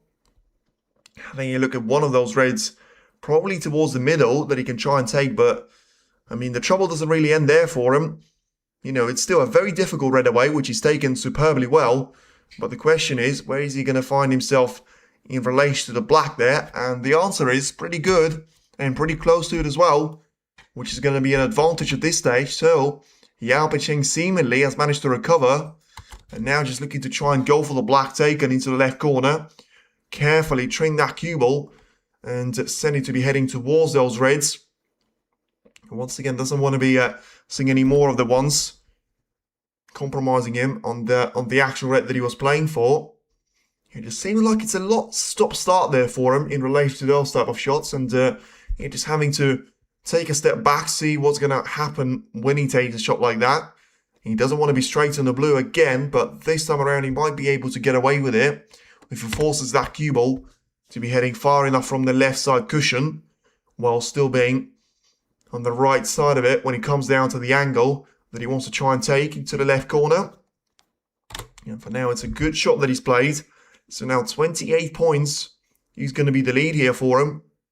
And yeah, looking at the reds, taking it towards the right part of the table here again. He might just be able to try and stun the cue ball exactly where the red is, or maybe slightly closer towards the pink and take the pink away. And then he's going to have a red combination, which probably will get him onto a frame ball out there. Could easily find himself in a position of, scoring 67 points whilst having 67 at the table. Might actually be able to get to 68 here as he gets the pink, 61 now. So if he gets another red and pink combination, that's going to be a frame ball for him. And once again, yet another frame where Yize doesn't score a single point. And obviously it's a frame which he's going to lose out there. But it just shows you that what could have been there from Yao Bencheng had he been able to be more clinical with those chances in the third and the fourth frames, could have easily found himself with a 4-1 lead. Instead, now it's going to be down to him to be the man trying to put some distance in between himself and Yize in this particular frame. As now once again the pink had to go onto the yellow spot.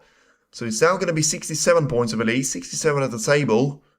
But still he's going to have an easy red available into the left corner to try and take. So 6-2 seems to be the best possible scenario there for Yize as he stands right now, because now Bencheng has managed to get the second frame for him on the score sheet, and Yize, although he's of course not going to be bothered about this one massively, but should he lose the next frame, all of a sudden the first to 6 game turns out to be a first to 3, and then it's a very different story out there for both of the players, as now Yao once again just not being able to get enough purchase on the cue ball and running himself a little bit with a tight angle here, trying to take a red into the corner, making sure the cue ball is going to miss on the shot into the right middle as well, getting around the yellow out there nicely. So still in there with a chance to try and extend this one to potentially even make a century break out of it.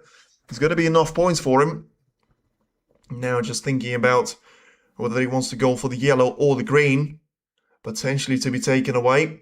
Yellow into its own pocket, the green of course into the left corner of the table, and now underrun for the next red slightly, but still able to continue on the break here. Average break for him 37.0 points. That's going to be an improvement. You can see with that century break it is 54.0 for Yize, and a nice shot there if the red doesn't go in the way of the cue ball, which I think he hasn't.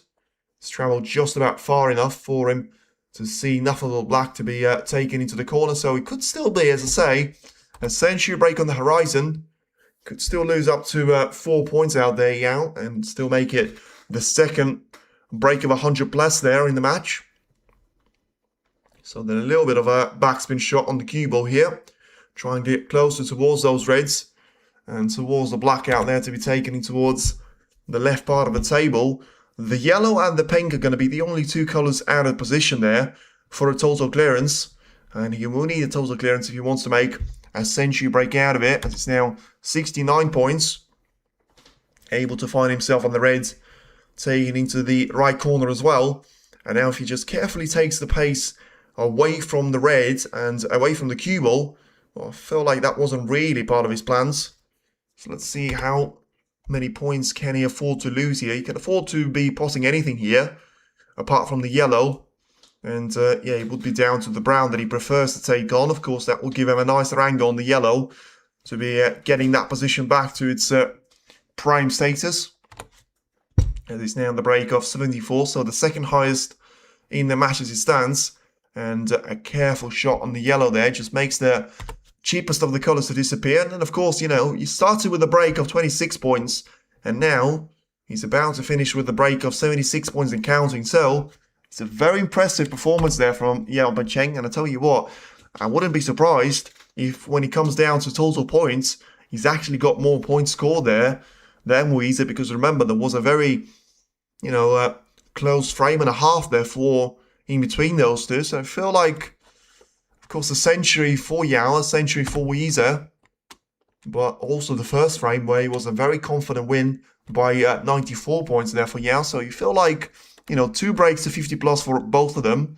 And ultimately, it's now going to be a very nice break of 88 points and counting out there for Yao, as he's now looking to try and pot the pink away. And just a very careful shot off 3 cushions there for the cue ball. Nice and slowly he's going to rise towards the black. And now 120 points that he scores. He should be a break of 101 points, and a lovely little century break there from Yao Bencheng does get him right back into the mix. And what a frame of snooker it was there from Yao when it looked like he was going to struggle. And there's been so many moments where he seemingly has run himself out of position. He was able to come back stronger, and he was able to make a century break, the one that really counts for him now, as it's Yize with 3 frames on the board. Yao Bencheng once again does continue that tendency of winning all of his frames to nil, but also winning every single time, the mini session starts out there, winning the first frame of the first mini session, and now winning the first frame ever since the intermission was over as well. But of course, Yize has got a nice little tendency of his own there. Apart from that frame, he was flowing, and apart from that frame, he scored 50 plus points in every single one of those frames, scoring a century in the meantime as well. And he's going to have plenty of experience to try and challenge that really good break there from Yao Bencheng. And he's going to be the one to break off. So far, we haven't really seen those brilliant long raids to get us underway quite early in those frames.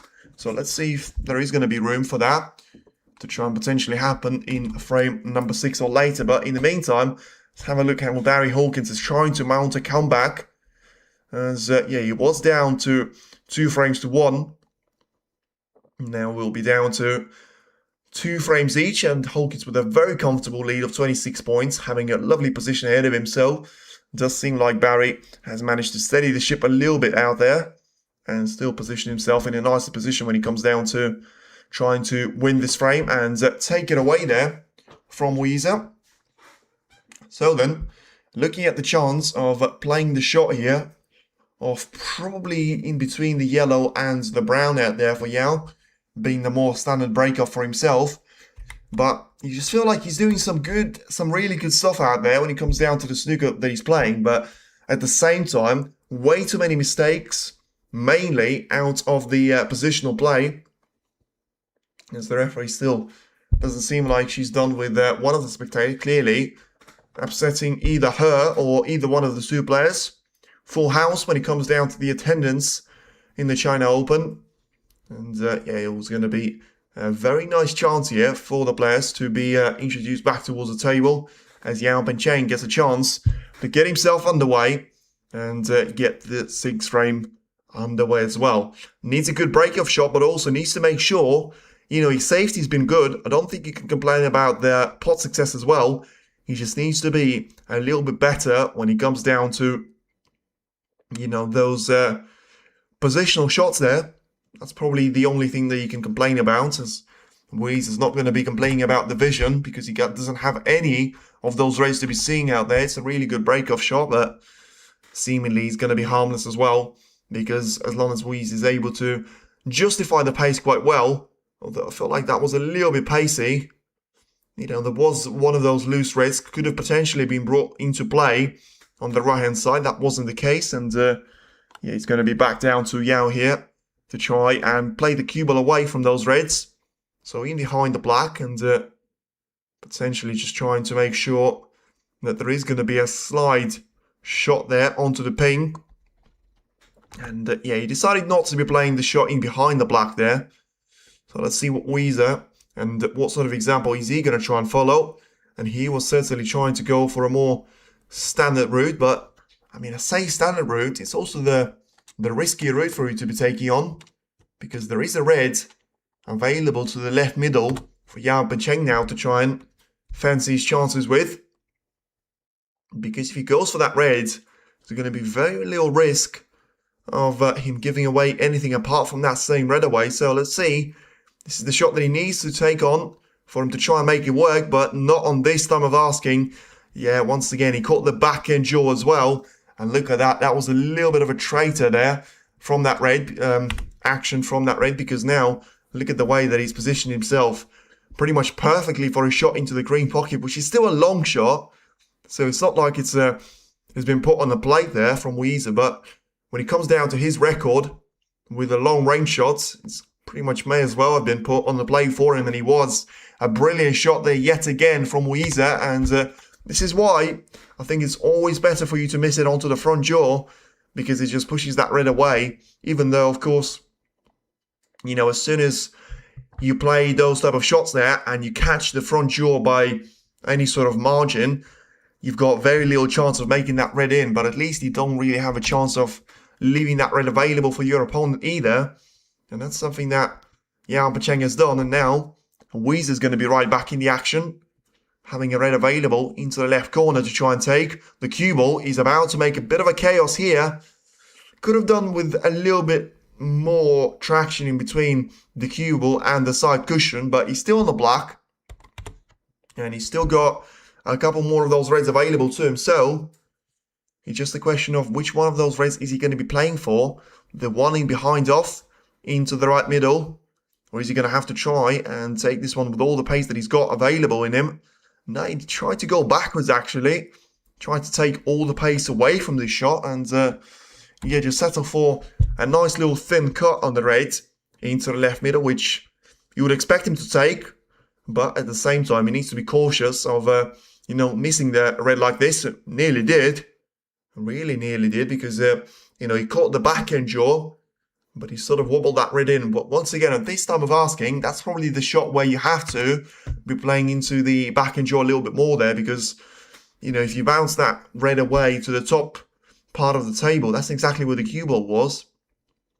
And also, when you're going to be on an attacking chance like this, you just need to make sure you maximize the opportunity of actually scoring points rather than focusing on what happens if you miss a red, because that's very much a negative mindset for you.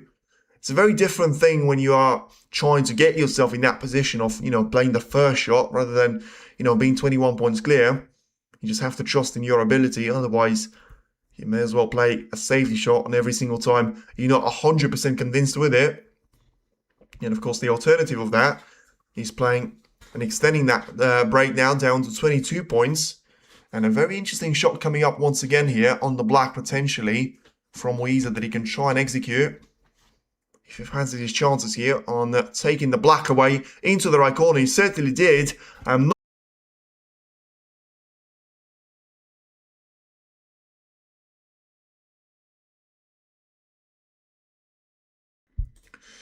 Right then, everybody, we should be back. And apologies for that, because it was just a very temporary problem with the internet. It should be all back to normal now, and then we're hoping to see a bit more of the action without any more interruptions out there. But as we go back to that particular frame, number 6, it is now Yao Pacheng that has got himself back towards the table, and it's now going to be 29 plays 6 there when he comes down to those points. So Yao Pacheng has got himself right back in the mix, but now he's going to have to try and play a safety shot there, being a little bit careful on the cue ball, so you haven't really missed too many of the things out there. Still, you know, not really sure what that was all about, but at the end of it all, it's now going to be thinking it was me. No, it wasn't. It was very much down to the internet going down, so lost access to the stream, lost down access on the actual broadcast as well. But the good news is we haven't lost on too much of the action here. So then, it's Yao Pacheng that once again is not able to utilize his opportunity away, and now Yize is going to try and punish him, and look at that for a shot. This was the shot that he was playing time and time again at the Crucible, and look at that precision. I mean, I wouldn't even have the guts to play that shot at an amateur level, let alone leaving chances like this to Yao Pacheng. But what sort of accuracy is this? From the cushion there on the cue ball, brilliant strike there for Yize. No chance at all for any sort of wobbles or any jaws to be getting in the way. And now it is Yize getting himself right back in the mix, having a couple of easy reds over the pocket as well, which of course he would have been leaving away to his opponents. And now he decided to put himself right back in the mix there. But I suppose that's very much who he is, the way that he tries to play the game. And the only way that he's going to be able to try and achieve anything when he comes down to snooker in his particular mindset. I still think it could be slightly better than that if he just tried to be very much the defensive player that he's certainly got the, you know, the possibility of being. But he clearly decides to go all-out attack, which is great, especially if you don't have to be Yize fan, because you know, it just makes the game flow. It just makes the game look a lot easier than it actually is, but also it's going to make it a lot more enjoyable for you to be watching, as now once again another red is going to disappear, and all of a sudden it's now a break of 15 points, which, you know, will certainly take Yize down to the final stage of the frame. He could have done without being hampered by 3 of those reds there, so he was playing for 3 reds. He ended up not being on either one of them, so now he's going to have to recover with a good shot into the green pocket, or into the shot into the right middle out there as well. He's played the one into the right middle, and the referee was actually trying to get the audience to potentially putting their phones away.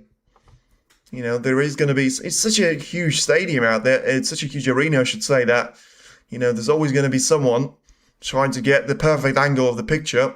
Of course, not going to care that it might put off the player, but I feel like one player that might actually not care one bit about it is going to be the man wearing a Ferrari top and very much being the world champion of last season, for now playing a very careful red away after having played a brilliant blue in towards, brilliant red in towards the right middle out there. After that, he's managed to take the blue away, and now all of a sudden he's 2 shots away from winning the frame.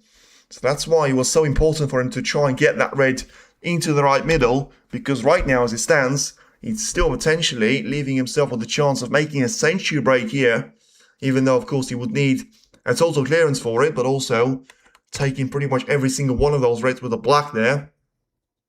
And apart from maybe taking the pink once or twice, or, you know, on one of the occasions he could be able to afford to be taking the blue on. As for now, he's still going for 103 points for a total clearance, which is not going to be beyond the realms of possibility, as the frame is now going to be very clearly won.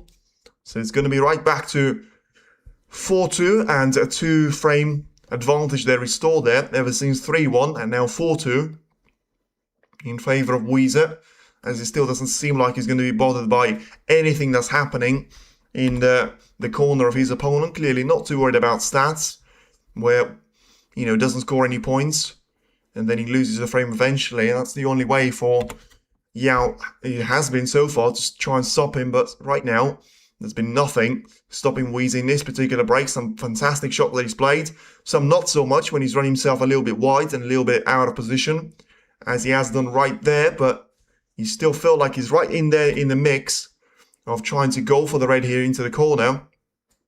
Might be this exact shot where he tries to go for the blue, or is he tries to, well, I'm not sure. He's right in the middle there of being lined up with the pink and the blue. It's easier for you to take the pink away, but I'm not sure what sort of angle does he have on trying to take that cue ball from the left side cushion all the way to the right, and just carefully position himself for the red to be taken into the right corner for good measure. So then the break of 67 points. So still looking for that century break number 2 in this match, and it could be the break of exactly 100 points, as he's now going to have a perfect positional shot on the blue, carefully take that one away in towards the right middle, and then it's all going to be down to another bit of good statistic there for Yize, as he will get himself right back in the mix with the likes of Watchalong in relation to who's had the best century record so far this season, even though of course those two have only played very few of those matches, didn't have to play in any of the qualifying matches so far. And Watchalong hasn't even started his campaign at the China Open.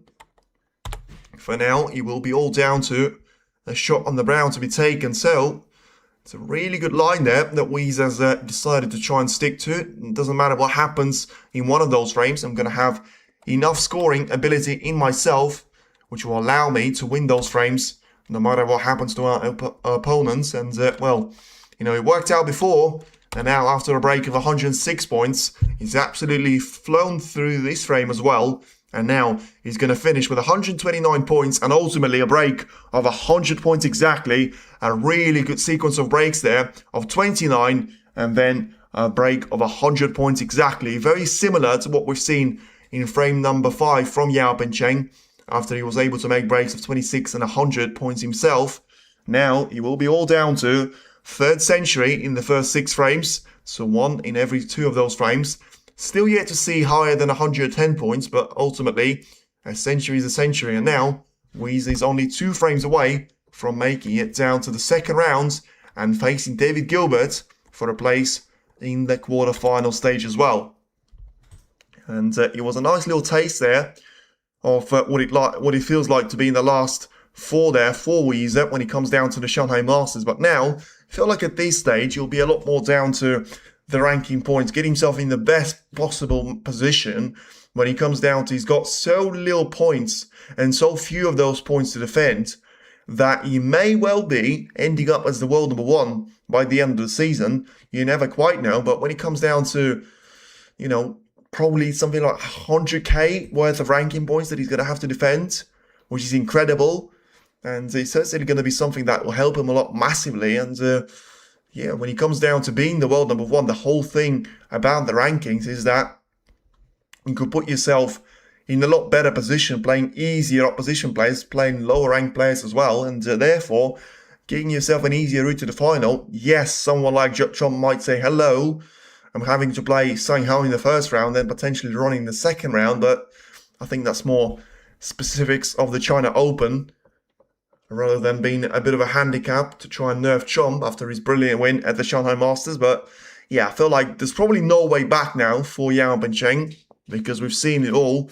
Every single time he plays a really good frame of his own, then Yize just comes back and plays a fantastic frame that leaves, you know, Yao Bencheng speechless, very much sat in his seat out there. So whether we are going to see it down to a performance like this from someone like Ronnie O'Sullivan or someone like Karen Wilson, I'm going to have to wait and see. But for now, Yize making most of, you know, the chances that he's going to be getting, because remember, the only two frames that he hasn't been able to win were the frames that he didn't score any of those points, which of course does suggest that he didn't get a lot of opportunities in those frames. But ball spotted, only 37 more there from Yize, despite winning 2 more frames, which tells you that a couple of those frames have actually been won with a very tight margin. And therefore, yeah, could have easily been the player leading by, well, probably 4 frames to 2 being the maximum. We feel like those 2 centuries from Yize, there's not going to be any point out there. At the same age than Wu, Trump was not a 1 million imagine. When it comes down to ranking points, I mean, Trump is a lot younger than he actually looks out there. Well, I'm not sure if I got that one right, but Trump was very, very young. I mean, when he broke onto the scene, he was challenging everyone in 2014, I remember. I mean, he was such a beast. Did he not play in 2014 against Ronnie in the final? And he had a decider against him, against Ronnie, against pretty much prime Ronnie, that was able to skip 11 months of snooker, come back and then thrash everyone at the Crucible. You know, something like 6 months later, he was having to be challenged, properly challenged there by someone like Watchalong, which is super impressive. I felt like it would have been a year after, but still, you know, to be so close of winning that match, and it was down to that just one chance there that Ronnie got. I don't think Trump had any opportunities there in that final with, you know, Ronnie O'Sullivan. So to simply answer the question, I probably would say I think there was a lot more competition, and Trump wasn't really, I mean, as much as he was winning, I don't think he was winning the Crucible. Certainly wasn't, but I don't think he was winning any of the Triple Crown events, so I probably would have to say no when it comes down to the ranking points. But when it comes down to the actual prize money total, it's a bad shot there from Bencheng. He needs to see the cue ball rattle in the jaws. It's exactly what he's done there, so got away with that one. Otherwise, the cue would have had way too much pace for it to slow down, and likely to have given away a chance. So getting into the right middle as Yize there. Doesn't seem like he's bothered by what's happened ahead of him, and just thinking about, you know, what's going to happen for him here. But yeah, I mean, with Trump, I mean, he's got plenty of ranking points scored in his career, but ultimately he's got a lot of prize money there. People forget just because Trump has managed to only get 1 Crucible crown. I mean, I would say he's got more prize money than Mark Selby, which is a statement and a half, but I would think so. I think he has won more rankings than someone like Selby. Trump is 37 now. He started very young indeed, but wins so rapidly, 1,000. That's impressive. Yeah, but you have to say it's a little bit of a one tournament wonder there. I mean, how many ranking points does he have there? Does he have 1 million? Okay, so 500,000, that's Crucible. Another 200k, that's International Championship, which still leaves you with 300k there on the tournaments that he hasn't won. I mean, I think you'll have English Open, where he's going to lose half 50k, which is not really that much, to be fair. So yeah, I suppose super impressive there from Yize. I was just trying to think whether there was, a bit of a weird thing about it, but I tell you what, whether it was a fluke or not, you will certainly take it. And now it's a brilliant chance here for Yize to try and take this one away from Yao Bencheng and potentially put himself right back in the action when he comes down to, probably he's going to have to try and get that cue ball in behind the brown. But yeah, I mean, super impressive when it comes down to it. Yeah, let's have a very quick look there whilst Yao is going to be thinking about this one for a while. How many ranking points is Yize going to leave himself? 860. That is absolutely outrageous. Same as Robertson, by the way. I mean, Robertson, we know is going to be down to that Saudi, which he's going to have to evaporate. But, I mean, 860k for Yize. I mean, that's 90% of, well, a little bit less, 80% of his ranking points total is going to be very much untouchable no matter what happens in at the end of this season, which is super great for him, I will say, in his chance to try and challenge Jutrom there for the world #1 status. I think Xington is going to be right back in the mix there as well, but at the same time, Espen Cheng there plays a really good shot there to get the contact with the raid. First time of asking, always felt like there was going to be a very little room and very little margin for error. Now, Yize is having to negotiate his way through to see if there is actually going to be any margin for error.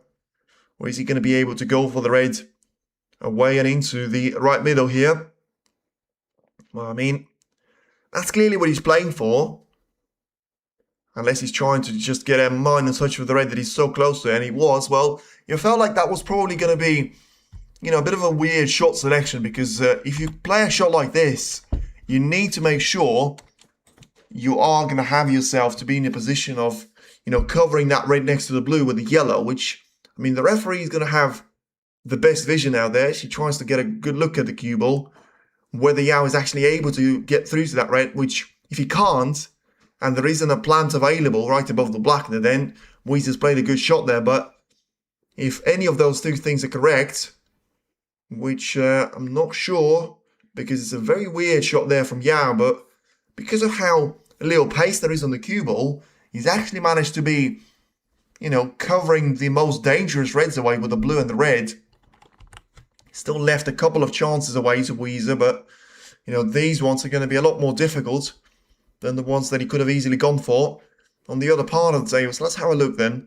Yeah, you can see the one closest to the side cushion and closer to the left corner. So, I mean, you can go for that one and then can just try and carefully make his way back towards the ball colours there. The angle is going to be brilliant for the positional shot on the colours. It's all down to if he wants to try and focus entirely on the passing angle, and that's exactly what he's done. And absolutely all the faith that he possibly could have had in that particular shot, because he left the cue ball right in the mix there of all the dangerous reds away.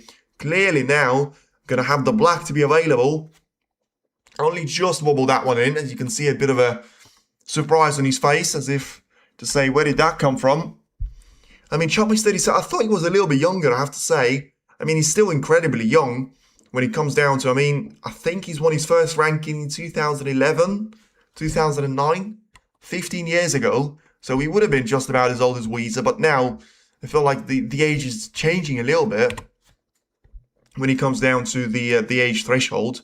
You've got someone like Michael Sobarchuk from Poland, 14 years of age, and he's playing, Neil Robertson, and he was winning frames against him at the English Open, which is super impressive out there.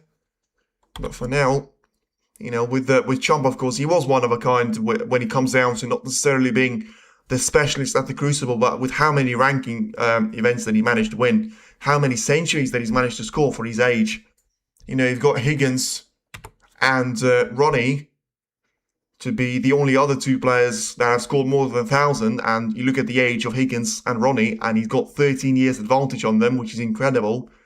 13 years of snooker if Trump does decide to try and, very much dedicate his life in just as much of a size there as Higgins and Ronnie decided to. Then he could easily get himself into, I don't know, something like 2,000. Easy. 2,000 centuries, of course, I mean, because you think about it, 70 centuries in the season, multiply that by 13, that's 910, and he's already got more than just 1,000. I think he's got something like 1,100, so yeah. And of course, the standards of snookers, the standard of scoring, the pockets in China are all getting bigger and better, so, you would expect more and more centuries to be coming in very, very soon there, especially with the way the snooker game has evolved. It's all now about taking your chances, and you might not get any of them now per those frames. So when it comes down to you seeing one of them that you can take, it's going to be all down to being clinical with it. Just ask Yize, being able to make 2 centuries already, and now being on a very good run here. Tell you what, I think, he was. I was just having a good look there to see if he was still going for a maximum. I agree with that.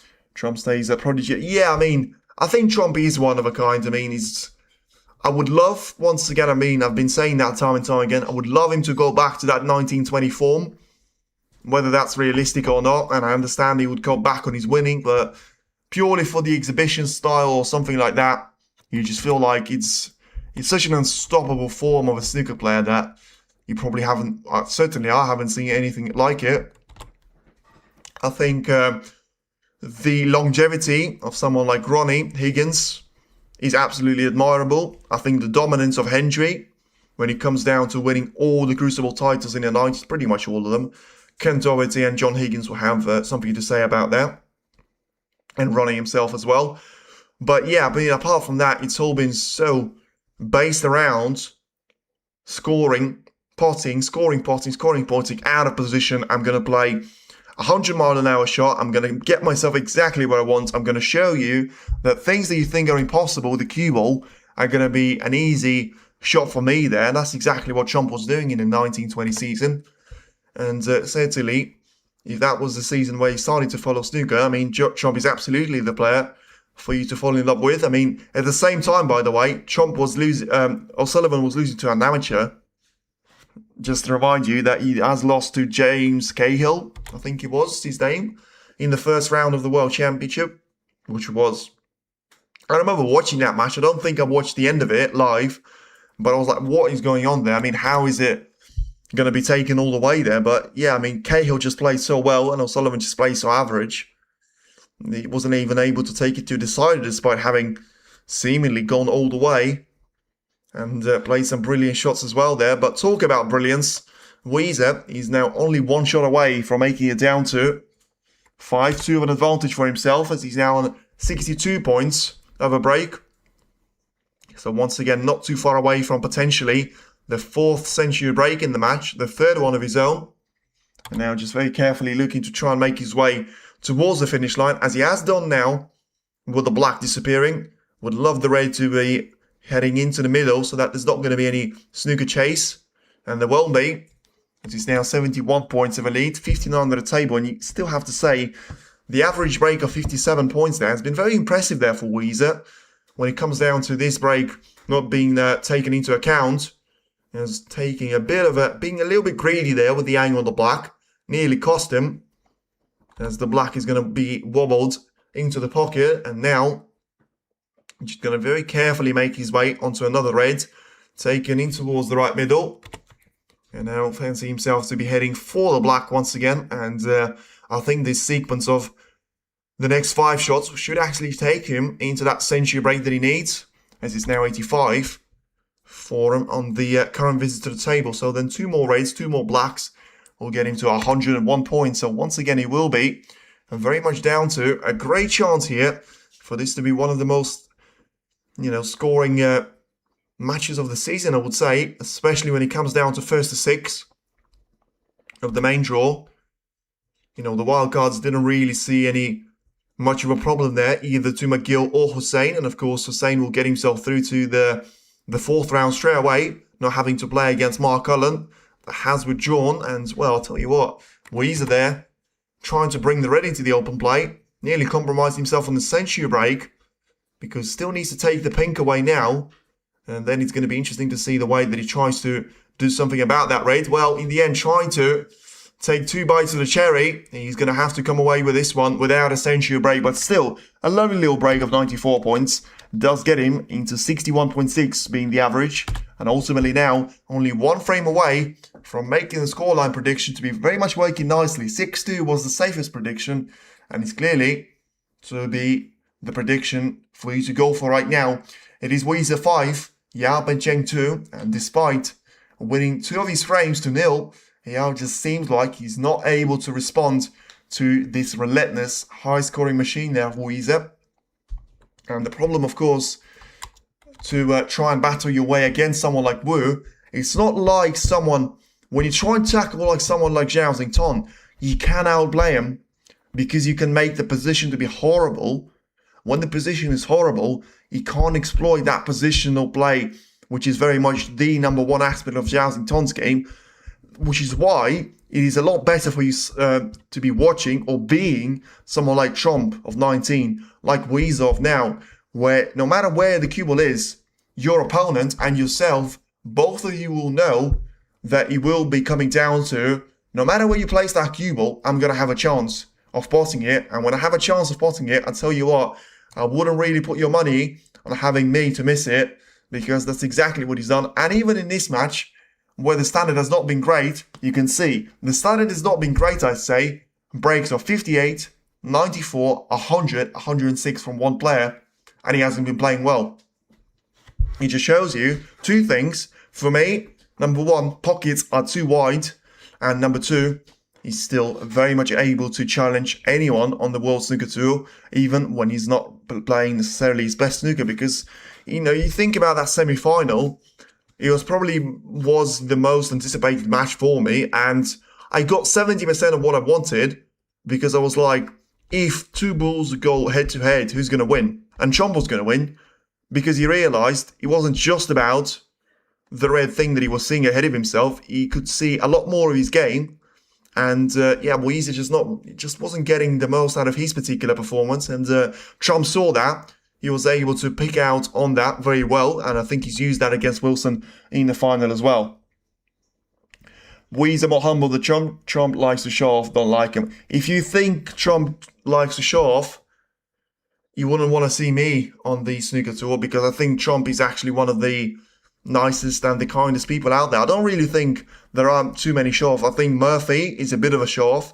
Obviously, someone like Ronnie is a show-off, but he deserves to. Williams, not really. He's a little bit more of a show-off than someone like Higgins, but yeah, I'm struggling to think of a show-off. I mean, Murphy I would put in there. Robertson, absolutely. But in a nice way, I wouldn't really say it's a problem. Only if they're losing. Wilson, no, I think he's quite humble with that. I think I have to go back in time. I think Ding. I don't think anyone from China would be very much in the, or anyone from Asia, someone like Chipchaya or Dechuat, Pumjang from the snooker shootout. Yeah, no, I don't think so. I think if you are talking about someone, you would say Murphy, Robertson, and yeah, it's probably going to be O'Sullivan for all the right reasons, but that's probably going to be it there.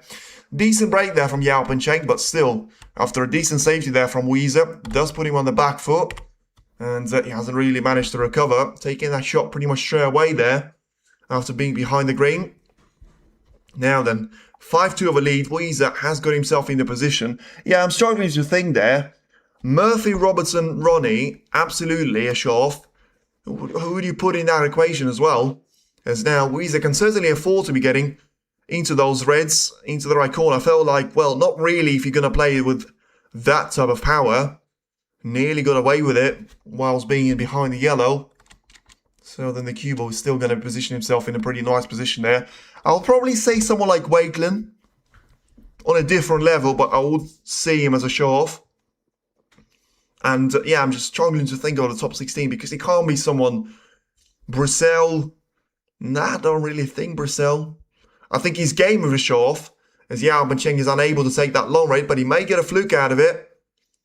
Or at least cover the pocket. Well, I'm not sure if he's covered the pocket, but he certainly covered the reds, which he nearly potted into the left corner. Sometimes Trump ends his frames with a little exhibition mode, but he can't control it with his cold attitude. Nah, that's nothing to do with it for me. I think that's nothing to do. I think it's all about fans' entertainment, which I would encourage Trump absolutely. And I think it's now everyone does. I mean, Selby does it, and if Selby does it, then everybody does it. I mean, Selby does it, Ronnie does it, Yize does it, Xiaozington does it, Judd Trump, Robertson, Wilson. I mean, everybody does it in the top 16. Williams to a different level, but he still does. He just doesn't play with so much power. As Yao Bencheng somehow managed to get away with that mistake, and Yize is just going to have to try and take the cue ball towards the top part of the table. Could have done with a little bit more pace on the white and a little bit more safety out there, but still, I feel like 5-2, he can take 5 or 10% away from his performance and still be very much in cruise control. We all love when they do. Yeah, absolutely. I mean, if you call that a show-off, I think you're a very boring person in life. You know, that's the only thing that makes the the frame end to be meaningful is shots like that. Who do you think will win Chang versus Robertson match? Oh, I tell you what. I mean, I'm gonna have to say Chang. I don't like him. I don't like him for obvious reasons, and I think it's a very big difference in between him and Xiaozington in the match fixing scandal. But yeah. I mean, when it comes down to purely the performance point of view, I would say Robertson is nowhere near his best form, as Yao Bencheng hasn't played a good safety. So let's have a look on what's going to happen here. So then, is he going to be able to take this one away? He has. Is he going to be on the pink? Well, he's just about. So it's a nice little shot there from Yize, and he's still able to hold the cue ball for the pink. And yeah, coming back to it as a brilliant shot there, really well cued.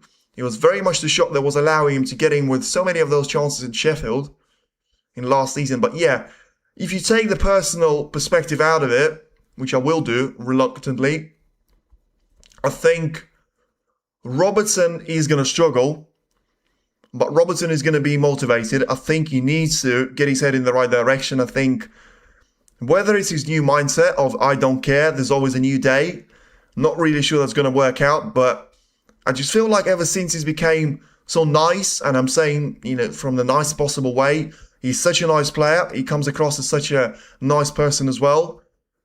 And it's a very interesting shot there from Yize, but it seems like he's managed to play that one really well. Although the ping might have a word or two to say about it.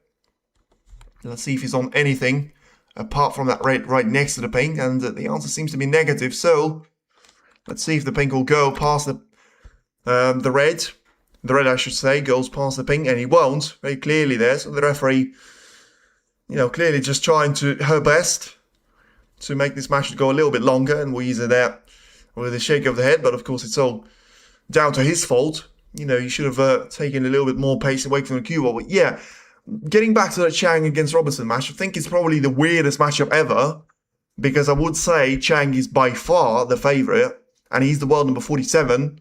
Robertson is the world number 2. The weirdest thing. But yeah, I would expect Robertson to be very much on the back foot. And I mean, the problem for someone like Robertson to play against someone like Chang is that the game is similar. Not identical, but similar. I think Chang is a lot more like Xiaozington when it comes down to, once again, taking only the game aspect of him. As Wu there, clearly trying to leave the cue ball for the red, so clearly 100% committed into playing the attacking shot there. Didn't work out, didn't get anywhere near the passing angle for the red, but alternatively, I mean, he has left the cue ball in a bit of a awkward position when he comes down to the collar placement.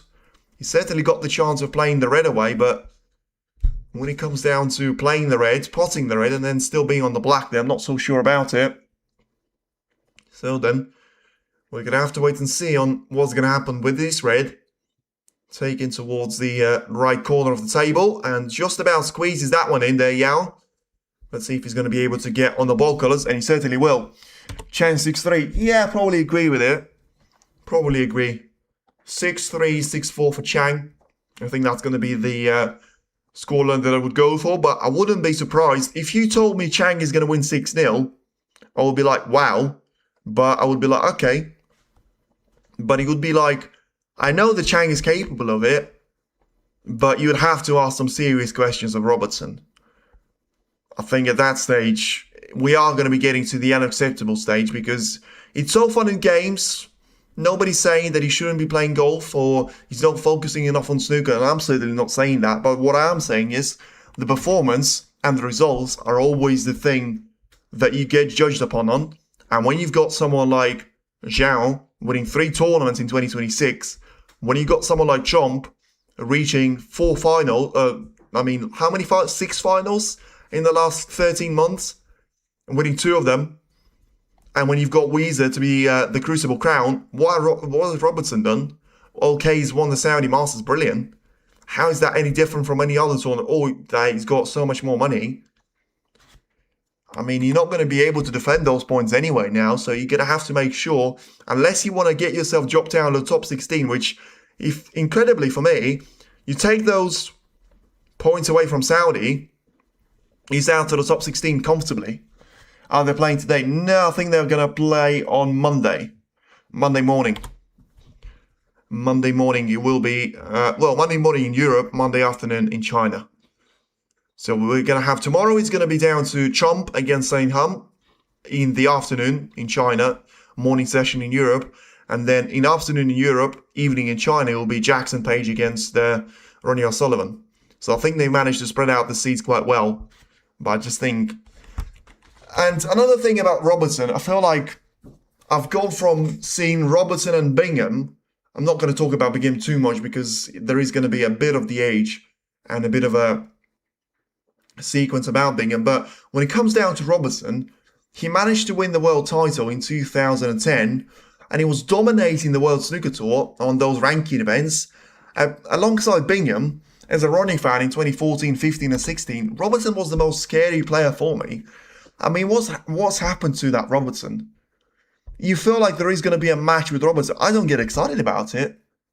I just feel like it's just going to be a bit of a mediocre performance. When was the last time we've seen Robertson to absolutely annihilate someone, play superbly well, or just be like, well, you know what? He just genuinely managed to step up his game to a whole new level. O'Sullivan, that he's beaten in the final of Saudi, Ali Carter, Elias Lesser. You know, getting through to the final, that's going to be a little bit wide, but once again, the pockets do allow you to be doing that here. As Yao gets himself 27 points. Which match will we be commentating on tomorrow? It will be down to Saint Hum against Trump, and it will be down to Jackson Page against Ronnie O'Sullivan, because, you know, Ronnie officially now saying that he's got basically this and next season, then that's going to be it. So you're going to have to enjoy it while we can. And then with Trump, the world #1, it's very interesting for me always to see someone win a tournament, and then the first and the second rounds of that particular player is always the most vulnerable for me.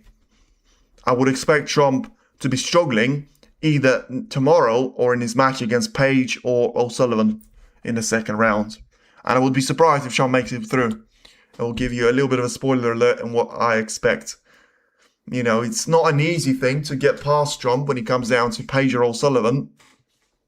And I'd be surprised to see either one of them in the third round, but at the same time, I would probably be surprised if I see Trump in there. Because I just think after Shanghai Masters, yes, there is still going to be a race to the world #1, but I feel like it's not really going to be something that Trump is going to be too worried right now. I think at Wuhan Open he might be, but until at that point, I think he's still going to be a little bit fresh off after that party in Shanghai. Although there was pretty much 8 days now, ever since that point, by the time that he plays his match against Saint Hum out there, so you never quite know. But with Napon, you never know what to expect, and he's not the most predictable of the players for you to try and read his game on. Ding, Williams out. It is true. Hawkins is now having to fight his way against Lee Hon Yu as well to make sure that we'll have 13 players of the top 16 still left in the tournament. As you mentioned, Ding out, Williams out, Allen withdrawing himself from the third China Open, from the third China tournament. Of course, confirming that he will not play in Wuhan either. So whatever it is with Allen, you know, he can joke all about the black that he missed in the 32nd frame against Yize, but I feel like there's a lot more serious stuff about it. because there's some big money involved in those tournaments, and therefore there's going to be a huge reason for him to say, well, you know what, the personal reason for me is big enough for me to miss out on 3 huge tournaments, especially the Shanghai Masters, you have to say.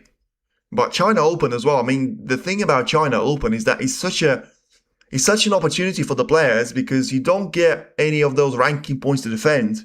So, for example, if someone that was world number 79, let's say Yao Bencheng, I don't know, he just came into my mind right now, he was to win this thing, you would jump straight to the top 20, I think, as he now plays the pink wide. That's going to be wide out there.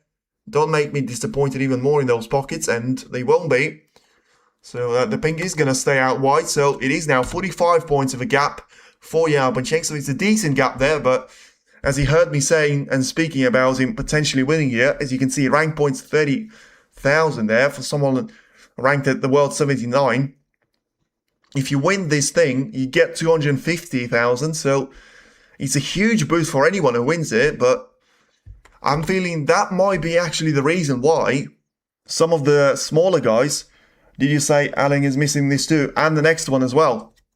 Heard that one correctly. So he's going to miss Shanghai, already has. Lisowski came instead of him. Nobody's going to come in instead of him here. Vafei is just going to get a walkover, I think. And then in the Wuhan, he's not going to be playing either. Unless there's going to be a very late change, but I don't think we've ever seen that happen. Alan already apologising to his fans and promoters, which there's going to be plenty of money that he loses for the advertising stuff as well. So as I say, it just shows you that whatever's going on there, you wish him well, and you better think it's serious, because there's no way you're going to be, withdrawing from 3. That's weird. I mean, that is a very weird thing that's just happened on the table there, and I think Yize is going to bring that one to mind of the referee there, because that red should have been anywhere near to be missed into the corner, and I think his surprising face just probably tells you everything you need to know. I want to see the replay, but I think, once again, that's down to the table, just not being fit for purpose. I think there was a huge fade, and yeah, I want to see the replay of that red, but I think it may be just down to the last 32. They may only have one of the main camera angles, and don't really show you the replays, apart from it being a long shot. Anyway, Yao now 30 points clear, running himself a little bit wide on the black, but able to take the black away, although it does seemingly has played a bad shot out there, and now he's going to snooker himself on the only red that he had available to him. So yeah, Mark Allen is not going to be featuring for a while, and of course, he's probably still going to be in the top 16 by the time we get to the English Open now, which is going to be the reigning champion of, by the way. As soon as we end our China tour, it should be English Open, British Open, a couple of more tournaments in China, then Northern Ireland Open, and yeah, all of a sudden, you feel like there's pretty much half the season that is over. Yao Bencheng has gone for an ambitious shot into the corner. Now, has he managed to get cover? I think he has on the red that he put right over the corner pocket. Whether he has on another dangerous red or not remains to be seen. But to be fair, it is pretty nice to see him trying to keep up the attacking spirit of the match, at least for the time being out there. It's been 2 hours and 42 minutes since the match got underway. For now, Yize is still yet to get a first good opportunity of trying to kill the frame off and therefore end the match in his favour, and he may have to wait for that one a little bit longer here as well, as Yao Bencheng comes back to the table hoping for an opportunity, but you can always hope. You're not going to get it this time, I'm afraid. And yeah, I mean, the beneficial point for Yao here is that as long as he gets an expensive colour with that red, he only needs one of them. Yize, of course, will need 3 of those reds, and all 3 of them right now are going to be in a very difficult position for you to put 2 of them, let alone all 3. So I feel like, oh, that's a bad shot there from Yize, and that's going to leave a red available to the right middle just about, I think. I think especially with Yao realising that he only needs that red and the pink, which is going to be over the pocket there, remember, for him to be the winner of this frame. And therefore, make it a very respective match there, I would say. If he makes it 6-3 to be the best case scenario there for Yize. And, well, I mean, he's tried to cut that one into the middle, and what a shot that is there. I mean, I was thinking about the right middle all along, but he decided there was a gap there to be taken. Clearly, for the cue ball not to be worried about too much either. Now, the pink will take him 44 points clear, and 43 at the table. So, at the end of it all, it does seem like the match will go to the 9th frame as well.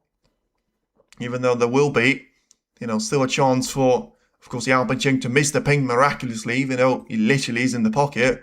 And then there's still going to be a chance for a snooker to be played in between Yize and Yao Bencheng. But I still feel like at the same time, is he going to be down to it, or is he going to be a little bit more down to a bit of a different performance that we need to see from Yize when it comes down to him potentially winning this match and progressing through to the next round? As Yao Bencheng, no surprise there, pots the pink, puts him down to 333 points. It's a nice little number. Let's see if he wants to try and keep that one until the end of the frame, which of course will make it a very lengthy frame. And that's not going to be on his weekly schedule. He now carefully takes that red once again along the cushion. Just feel like the pockets make it too easy there. Don't know if I'm moaning or it's a genuine thing out there, because I have to say I was enjoying it so badly there, looking at some of the qualifiers in the Championship League, where you genuinely feel like any mistake is possible there because of how tight the pockets are. And then you just feel like, someone like Bencheng there just taking those shots along the side cushion. And look at that. I mean, that was a brilliant shot there. But the previous one, that wobble in the pocket, you're supposed to be afraid of those pockets, and you're supposed to be taking those shots only if you have to.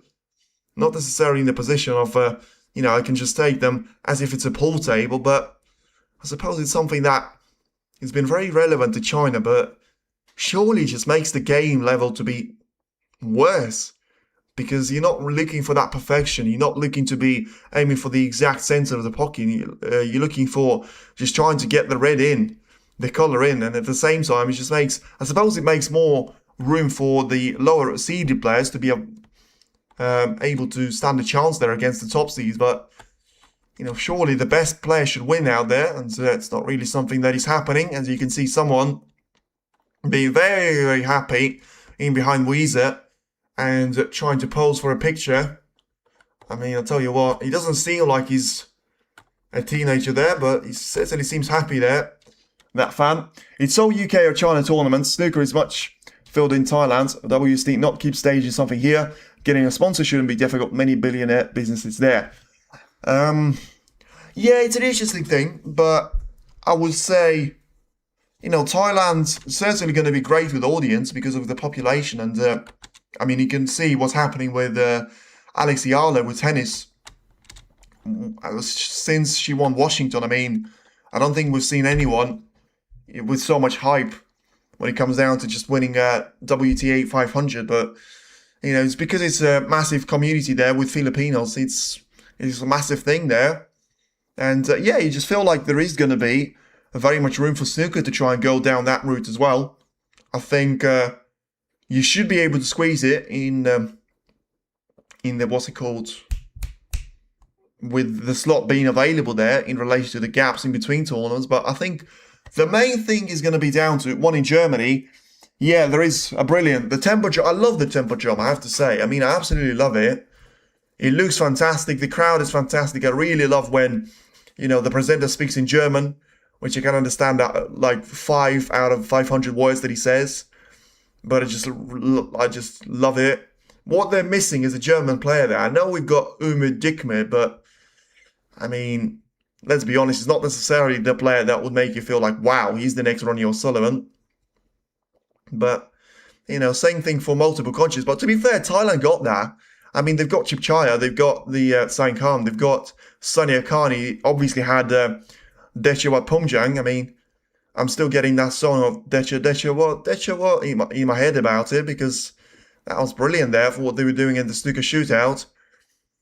That tournament was made for Dechawat at that point. And, that was certainly a legend of the game. So then, back to another legend of the game in the making there, potentially. Probably going to be a couple of years in the making for Yize to be having that status, as now the referee is going to be making sure that the ping is not going to be touched there with a cue ball. After a decent shot there from Yize on the break-off, Yao Bencheng is just carefully rolling that cue ball towards those reds. But this is where Yize needs to start to be careful, because I don't think he's the player that has to worry about those ranking points, but he does if he wants to be the world #1 as soon as possible.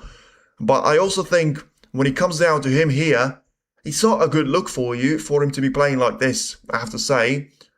In the first round, probably it is going to be acceptable for him, but he needs to step up his game.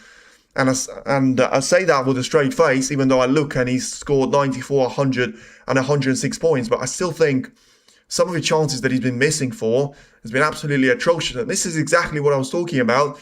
Now, this is your chance, Yize. Yao Bencheng just played a horrible shot there.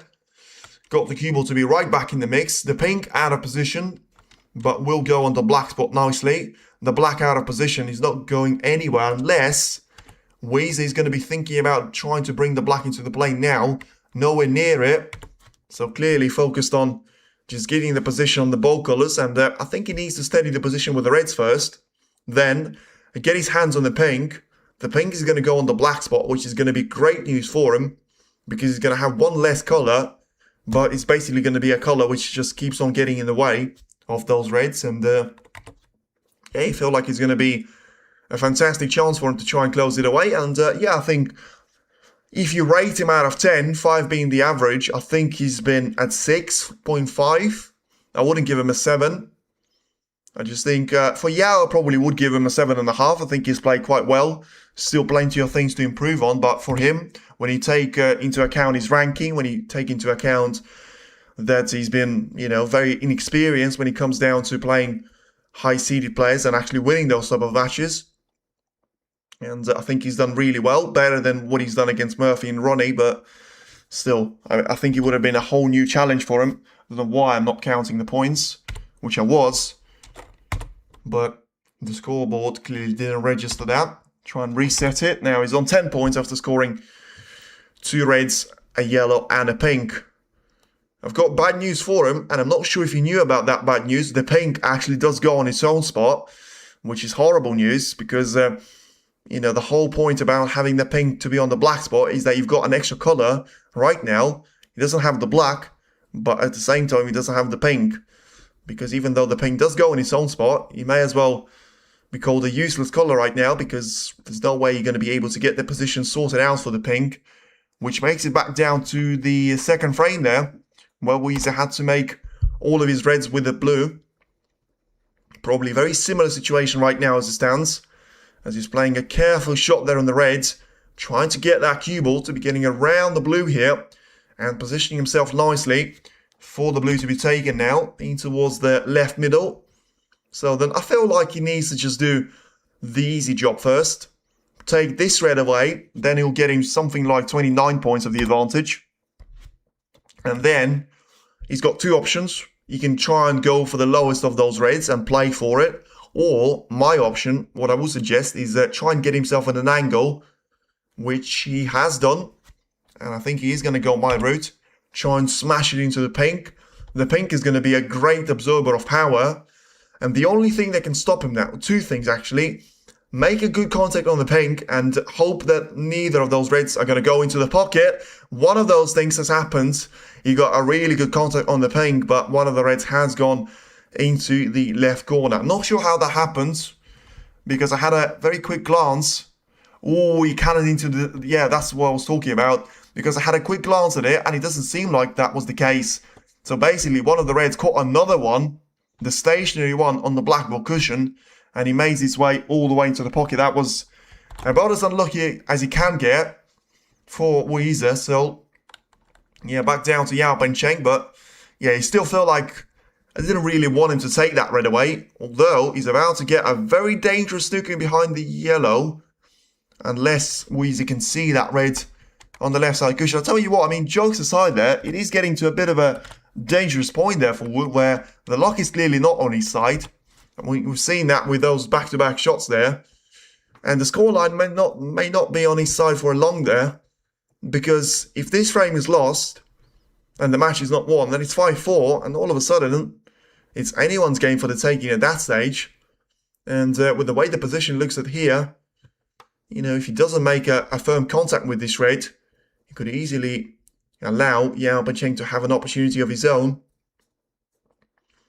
Yeah, I mean, I'm not really going to suggest anything here because it's going to be something stupid. So, I mean, yeah, one thing I would say, probably trying to take that red away next to the pink. But, I mean, as I'm saying, I'm sort of thinking you have to hit it so perfectly into the left side and get the cue ball, basically asking the cue ball to drop into the corner or be very much over the pocket out there.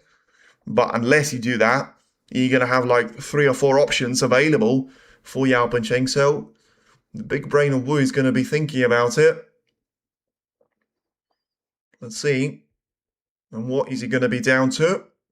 Obviously, the left side cushion. I mean, he can't see anything else.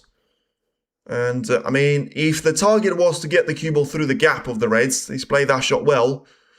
Don't think there is going to be a free ball. And therefore, Yao Bencheng is going to ask for the cue ball to be put back exactly where it was. So, yeah, I think he's clearly trying to get very thin with a contact on those Reds. I can't say which one because he was way too far away from all of them. Maybe the lowest of them all. A little flick towards that red and away and into the gap in between the yellow and brown. That could work, but once again, I mean, yeah, I wouldn't actually say it's a bad thing for him to do because unless he absolutely hammers into that red, it's a very safe option to be doing there because the only thing that he can concede is a free ball. So then Yize is just thinking about the portion of the cushion that he can see. Yao Bencheng is not going to intervene with this one. So then there was a very famous clip that I've seen of Michael Holt and Yize at the UK Championship where, you know, apparently people were saying that Yize wasn't really playing fairly and he was trying to get advantage out of a situation like this. I don't believe in that. I think it was down to the referee's mistake. And I don't know whether that was a suggestion to Michael Holt or to the referee, but Holt wasn't happy with something, but I don't think he's got any reason to be unhappy with Yize because the first time the cue ball was respotted, it was respotted in the wrong fashion. And the second time it was respotted very closely to sort of the second variant. And therefore, he clearly just didn't think that he, you know, he had another option of going for that rate. And he decided to try and swerve around it on the left side cushion, but yeah, I don't think that was very much the reason why Holt lost that match. As now, Yize had a second attempt, which wasn't successful. Now he's about to have the third one. Let's see if this one is going to be successful either. Sorry, I've awarded points to the wrong player. Twice, actually, I've done that. So he's now got 4 points for both of those fouls. Let's give it back to Yao Bencheng. And make that 3. Tell you what, it's a little bit of a points party there from Yize, but as I say, very lucky there from Yao Bencheng's point of view, and needs to be very, very patient there from Yize's perspective because he needs to make sure, even if he leaves 40 points away, which he's already done 12 of, it doesn't matter. What does matter is that if he makes a minor mistake, it will be all down to, you know, just a couple of those reds available for Yao Bencheng, and the position can improve so much out there. And as I say, 5-4 could easily become a scoreline which you can't really do anything about and take it well beyond the comfort zone there for Yize. Yeah, it has been very much one of those stop-stop matches, which is never a great thing for you to see in the first round, but I suppose it's the only way where Yao was going to be able to challenge Yize. And now, this is interesting. I'm not sure if that was the red that he was playing for. He got the contact on it, but has he left the red over the right corner? I'm pretty sure he has. So now, this is where it's going to be very interesting to see on what Yao Bencheng can do with this red, because he's got a bit of distance in between the cue ball and the red, and he doesn't have the pink or the black to be available. So, which colour is he going to get himself onto? Nearly got himself on the black, actually, if he's gone into the left corner. But in the end, not ideally positioned on the blue here. So what does he do now? I mean, he has to go for the blue. He doesn't have any other option to go for now, with the cue ball to be so close towards the side cushion here. Top spin, trying to get away from the blue in behind the yellow and brown. Oh, I mean, that was in behind the yellow, I would say. Now, let's see where the cue ball is going to stop. He will stop just about in time. So this is now a very interesting position there, something that we haven't really seen there. Is a challenge like this from Yao Bencheng, where he sort of finds himself in a position where, you know, all the reds and all the colors are always seemingly in a great position for him. Now, let's see the way that he's going to try and treat the position like this, where, yes, he could try and bring the pink into the open play, but that could only work in a couple of shots time when he's managed to diffuse those reds away from each other. And for now, there is still a point only of an advantage there in between himself and Yize, despite so many foul points to be given away. But yeah, I mean, I didn't say that opportunity had to be winning the frame there, but I think there is always mitigating circumstances, and I think the way Yize got himself in the position of putting the red and the blue, which was very unlucky, and then where Yao Bencheng has gone for an attacking shot, missed it, and somehow ended up with the cue ball to being behind the yellow, giving him another free chance. It's certainly very unlucky for him as well.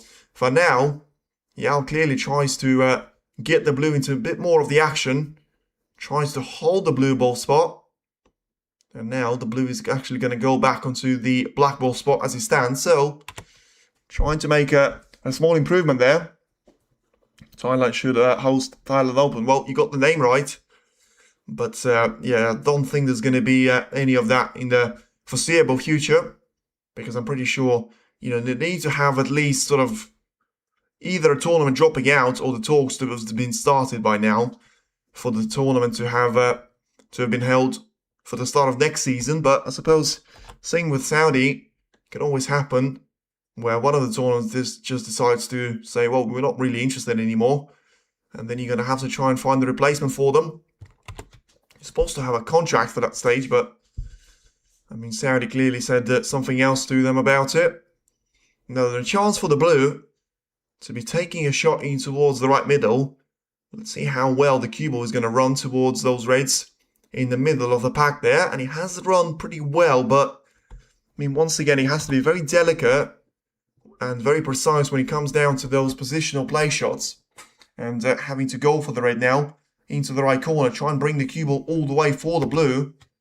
And just about being top side of it once again. So then for the first time we could see Yao Bencheng actually winning 2 frames at a bounce here. Yize didn't really have any chance and anything to say in the previous frame. He had quite a lot to say in this frame, but just doesn't seem like his luck was on his side out there. And after not being able to complete the scoreline with 6 frames to 2, it's now going to be very much down to 3 hours of action on 9 frames, which is not a great record. Even if you include the intermission, it's now going to be close to 25 minutes per frame on average, which, you know, if you look at some of the frames that we've seen play, clearly shows you that I think Yao is going to be the player taking a little bit longer on the shot on his average, but at the same time, can't say it's not working out for him for now. Just needs to do something that he wasn't really able to do in some of those frames there, and that, of course, being clinical and just getting over the finish line at the first possible opportunity there for him. And he now extends his gap to 25 points, so still will need 2 more reds out there for him to be clear of any danger from Yize's point of view. Now then, trying to go for the blue right now and get the cue ball to be running towards the right side cushion. He needs it to be having a big bounce out there. Didn't really get so much of a bounce in terms of the angle that he's going to get on the cue ball here. And he still needs to be very, very cautious of any unnecessary contact with the red, because he still needs to get that position sorted out with the blue. So then, play for the red, try and get the cue ball to be running towards the blue, which he has done to a certain extent. He's going to have to be able to take this one away to the yellow pocket, which I don't think he's going to struggle with this one. And that, of course, will take him to 36 points of an advantage. Taking the next red would mean that he's won this frame, basically, apart from snookers. Once again, plays the blue very comfortably in towards that pocket, and now it's 36 points of a lead. And 43 remaining here, so going for a chance of trying to take that red away into the right corner, and just needs to try and kill the frame off without leaving too much away there to Yize. Of course, very unlucky on 2 of those occasions in this particular frame, but there's still going to be opportunity for him to try and close the match out here. But yeah, it's going to have to be slightly closer in relation to the scoreline than he probably would have liked it to be. Still needs to win any one of the remaining 2 frames, and then, you know, it's all going to be gone and forgotten about his luck, and he's going to have to try and focus on David Gilbert to be the opposition for him. Don't think there is going to be any point for Yize to be coming back out there, as he now has a look to see if he's going to be snookered, and potentially will try and get himself out of this situation, as it was a break of 48 points there. We got Yao Pencheng in this position, and he was actually able to swerve around the red there. So the frame will last a little bit longer. This is now very precisely 49.9 there for Yao Pencheng. His average break, 57.3 there for Yize. Boss spotted 160 for Wu, 120 when it comes down to Yao here as well, as he now takes the red away, which would surely kill the frame off there and leave no point in between the 2 players to be scoring any more points out there. 43 points was the lead for Yao Pencheng, 27 at the table, and frame conceded there by Yize.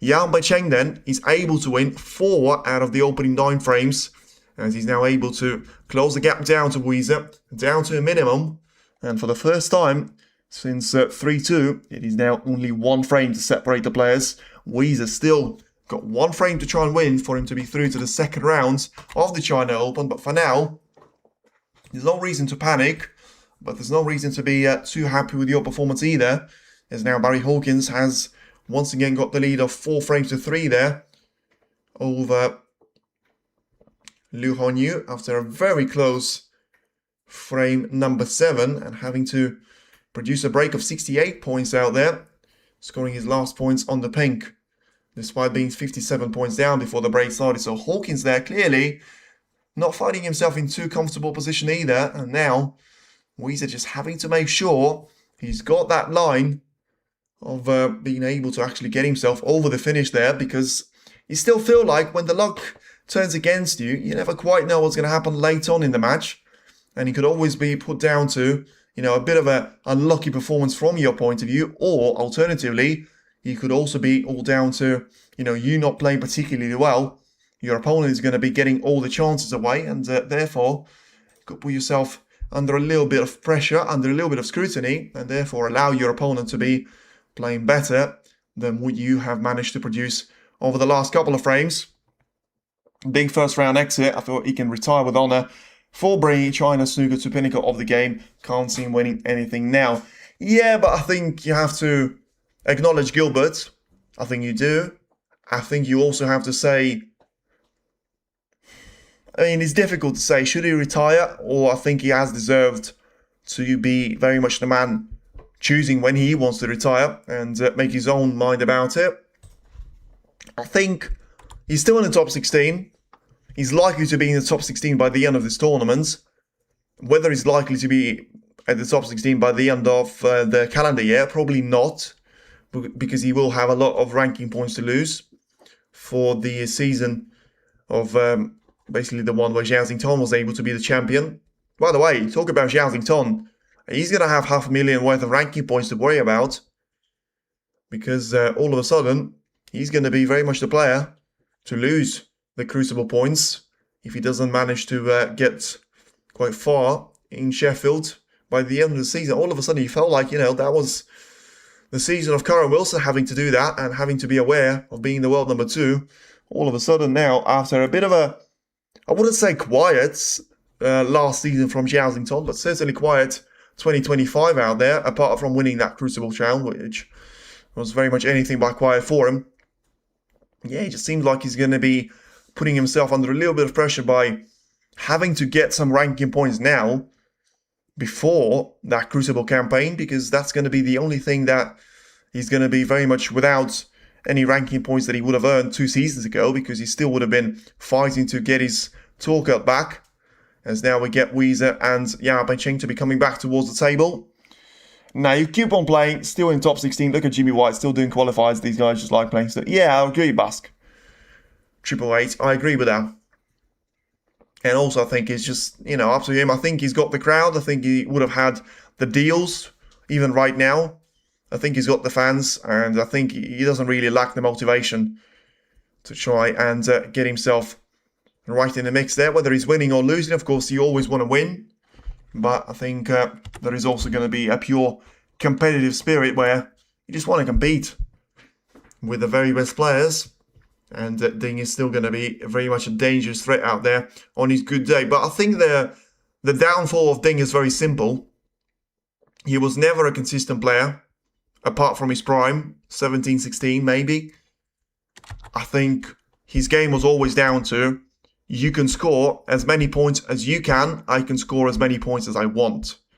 And that was always down to a bit of a, no defense attacking style out there, as well. Yao Cheng is going to put 2 raids at the same shot there. That was certainly one way to get yourself with a chance. And this is going to be interesting, because all of a sudden we are seeing Yize to find himself in a position where if he loses this frame, all of a sudden he's going to find himself in a decider in the first round.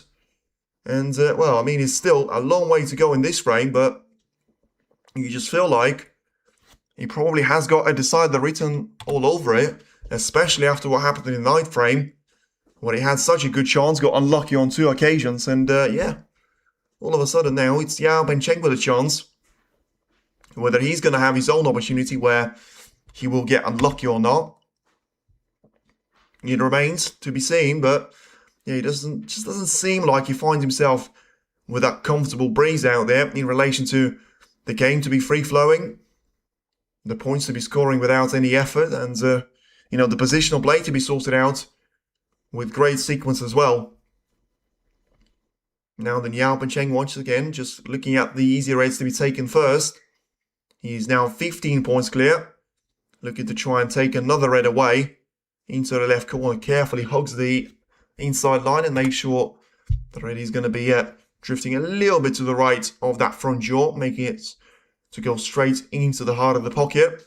And now 21 points is the lead for him, as he gets another blue in towards the left middle. So you've got a chance now for Yao Cheng to try and take the red away in towards the right corner. Whether he's got a chance of taking the another red away with the black and just trying to take it all the way in towards the remaining reds there, which there's probably going to be something like 10 left off, make that 9. So the 9 reds, after he would have scored something like 40 points, it's not going to be a very bad start to the frame, which could get him through to the decider, and will be certainly, for me, the biggest win of his career in relation to how much I know about the career of his. And you can see total points. Based on that stat, you can tell that it is very close. 108 points the difference. With how high scoring the match has been, you probably have to say Yao Cheng's got every single opportunity to try and make it all the way out there, but he would have had a lot more chances and he played a better shot there. I'm surprised that he tried to hold it for the blue.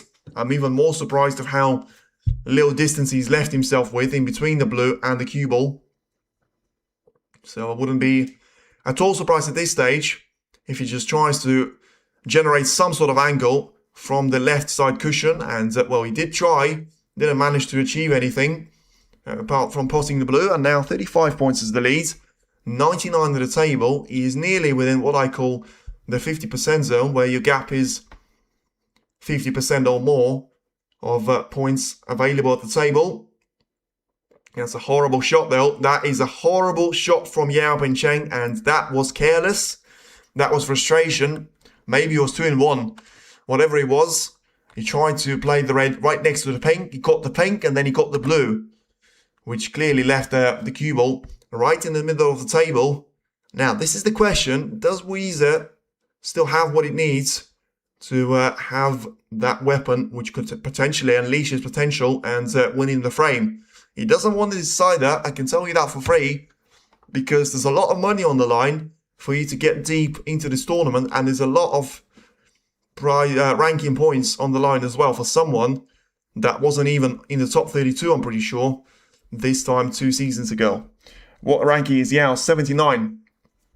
I'm pretty sure he says that here, or at least he should. I think he's on something like 30,000 worth of ranking points. and I think it's his last year on the tour, so he shouldn't really be. You should be fighting for matches like this, because ranking points in an event like this would mean a lot more to him, especially if we're going to see plenty more players not to be scoring any of those. There's Yize there. The only thing that he's going to be bothering about this tournament is that what sort of haircut style does he want to try and experiment with. But for now, he seems to have gone back to very much the original and very much to a standard hairstyle of his own.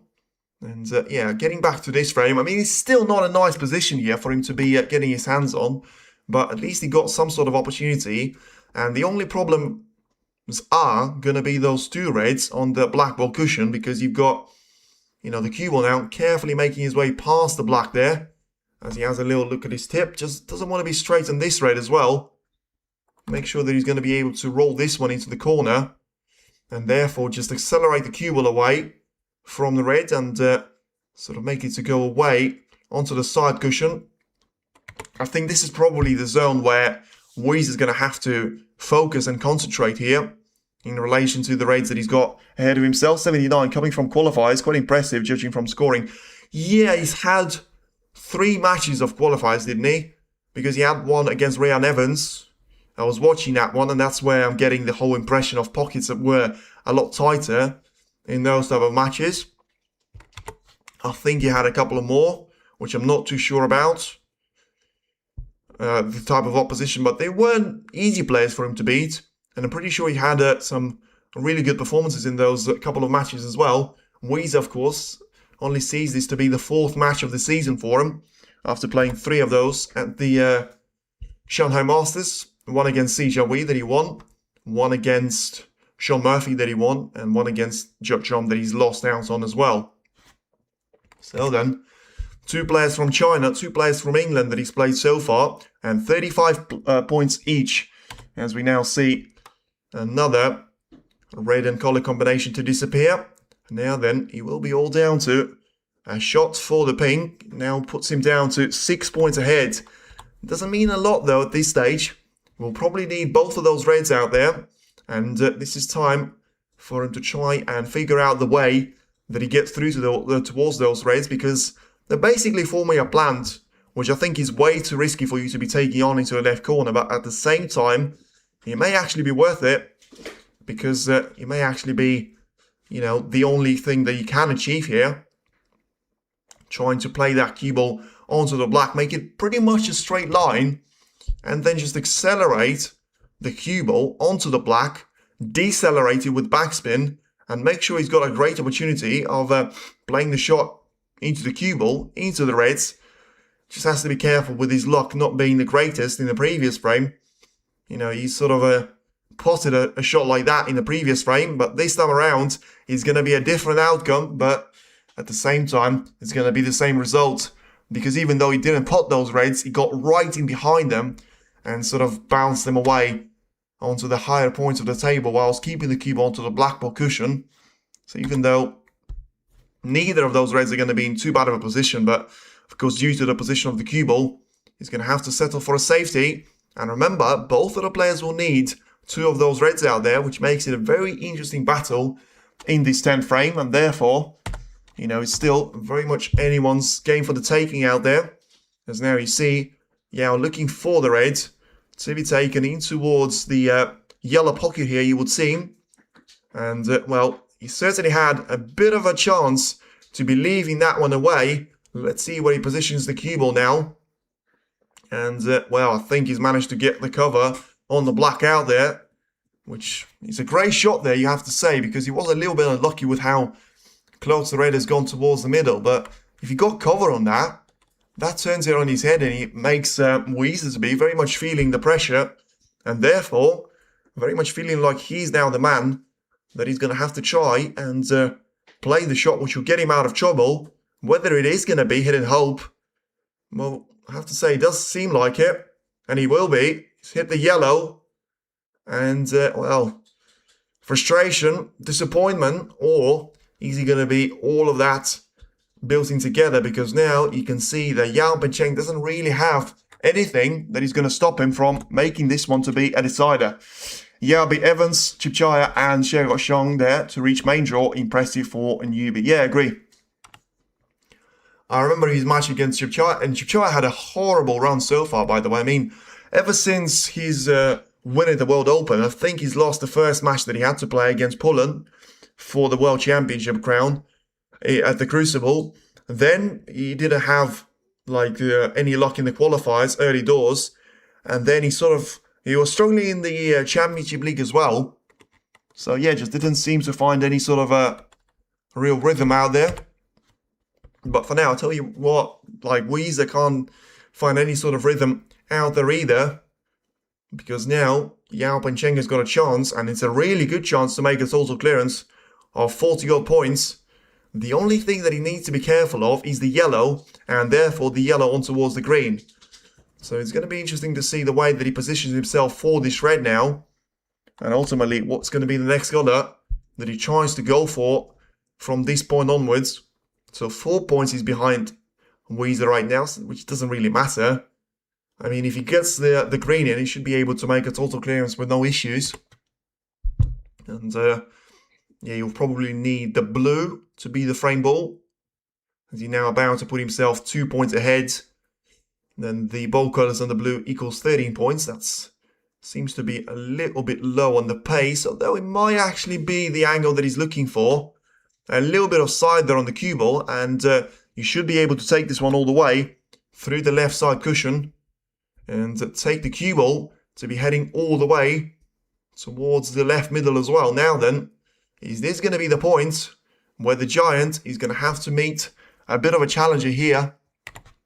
It's not quite the David and Goliath story for now, but it could well be by the end of the 11th frame there. And now I think we're about to reach the climax of the 10th frame out there, because the green is about to disappear, which puts him 7 points clear. The brown will put him 11 points clear, and therefore the blue is going to be the frame ball. And all of a sudden, 5-2 is going to turn into 5 frames each. And the decider to be very much the reality in between those two players. He only needs the blue, doesn't have to worry about being top side, wrong side of it. And now, after being 5-2 down, as I say, having such a good chance there from Yize in the 9th frame, he didn't get a good chance in this frame. Well, you could argue, after he wasn't really able to get through to the plant of those two reds. But now, it is going to be Yao Bencheng with a break of 32 points, which is going to win him this frame number 10. And all of a sudden, well, I did say this is going to be a comfortable win there for Yize. I didn't really see a scenario like this.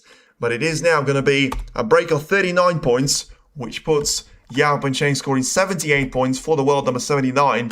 And he's now certainly trying to announce himself to the world. Only one more frame to knock out the world champion out of the equation. It is Yize 5, Yao Bencheng 5-2. Well, what a decider now we've got in our hands. This is going to be anything but boring, because I'll tell you what, 3.5 hours of the first round match, not something that I expected, but at the same time, I felt like it may just turn out to be worth it now if we get to see a really good battle in between the two players, but also if we get to see a really good snooker to be played. You know, the conditions in terms of the scoreline are certainly going to be there for the taking, and yeah, you just feel like the only thing that can stop Yize right now is himself. You know, whether he's going to have a chance of trying to play those type of difficult shots, we're going to have to wait and see. But at this stage, and this time of asking, I would say Yao Bencheng is still going to be the second best player. It's just whether Yize is going to be able to bring himself to be playing, you know, the first best snooker for him. Unexpected, well, certainly not expected for me, but I think when it comes down to Yao Bencheng, you always have to expect something like this for him. But at the same time, I think there is also a little bit of a what happened to that world champion form of Yize. I haven't seen anything of it yet, but we may see some of it right now in this decider. For now, though, it is 5 frames each. It is Yize 5, Yao Bencheng 5. And as we wait for Yao to get back to the table, he needs to certainly try and calm himself down. I don't think we're going to be oh my, world champion side pressure cooker. Well, yeah. 50 plus breaks when it comes down to Yao Bencheng, 3 of them, 4 for Yize, 2 century breaks, 1 for Yao, And I'm pretty sure we've seen 3 century breaks to be made within 4 frames or something. But pretty even match. 108 points to be the difference in between Yize and Yao Bencheng, which probably doesn't really tell you a picture, because I think some of those frames have been quite close, some of those frames have been quite one-sided, so I'm not really sure where 100 points advantage is going to come from. But when it comes down to the average break and the best breaks as well, I think Yize clearly has got the edge. But at the same time, you know, Yao Bencheng has managed to come back from being 5-2 down, and now the referee is going to have to try and get in contact with Yize, because he seems to be in a bit of a parallel universe, trying to work out the tip with his cue. The handshake is in, the decider is in, and the Yize is going to have to be in the second round if he wins this frame, and therefore the match is the decider in between the world number 4 and the world 79. Let's see, every shot now can have a huge prize behind it. We've seen a couple of chances there from Yao Bencheng to get himself in this position. And we've seen Yize a couple of chances to try and get himself out of this position and into the second round. For now, only Yao has been able to take his opportunities quite lately. And we'll see. Of course, this is going to be a lot more to him, this particular match. But, you know, you probably have to admit that Yize is always going to have a bit more advantage and a bit more potential when it comes down to getting all the way towards the final. Well, this is going to be interesting. Is he going to try and make it? A long-range shot into the corner. He needs to make this one in. He's gone for it, and he hasn't. Not sure how, but the red stays out of the table. Yeah, I thought he played that one pretty well. Not too much pace, and a bit of a weird wobble there. But ultimately, the cue ball was staying nice and low onto the black. So Yize, yeah, it's not a nice position there, you know, where your opponent's taking some risks. And he was playing one of those potentially one-shot frame wonder there, and he doesn't really leave you anything away. So there's always going to be a chance where you play a safety, and then he's going to be very much back on the front foot, trying to go for an aggressive long shot opportunity yet again. Let's see if that's going to be the case here, though. Is Yao just looking for that red potentially to be cut into the corner? He needs to be careful with it, though. Let's see how much of those reds has he shown to Yize, and the answer is very few of them. And yeah, he's not even looking at the potential of cutting a red into the right corner. Just very carefully trying to brush the reds on the left-hand side, but very carefully. Don't want to do it too carefully out there as well, because then you get way too much pace on the cue ball, and now he's the one that needs cover from the blue. And I don't think he's got it. And this is way easier than what Yao Bencheng was attempting at the start of the frame. So then let's see if he's able to get past the black there. Well, if he's able to get past the blue and red first, pot the red into the corner, which he is. Now then, yeah, is he going to get a favourable contact on the blue? Anything but. Well, I'll tell you what, that is pretty much as unlucky as he could have got there, because I think the blue is not going to be available to the yellow pocket, and at the same time, I think he sort of compromised the yellow as well. And even if the blue is available, it's not a great angle for you to have. Because, well, I mean, he's certainly looking at either yellow or blue. I think it is the blue that he's looking at, which clearly just about goes past the yellow to, yeah, I mean, he's looking at the pink as well, which probably does suggest that he's getting into a bit of a desperate state out there. I'm not sure, well, is he going to be just a single point to be scoring? Or is he going to have to go for a shot on the pink? It's a great opportunity, because the pink will have either its own or the blue spot to get back on. And now, what sort of position is he going to get on the reds? Is he going to be able to take the pink away? He did. And he's going to be perfectly lined up for the reds. So, well, I'll tell you what, Yao Bencheng getting the chance in the decider, and it's a good one. And he's been taking those chances pretty consistently throughout the previous couple of frames. So let's see what's going to happen now then. Is it going to be all down to the first mistake? And is that mistake actually going to appear there on the scene?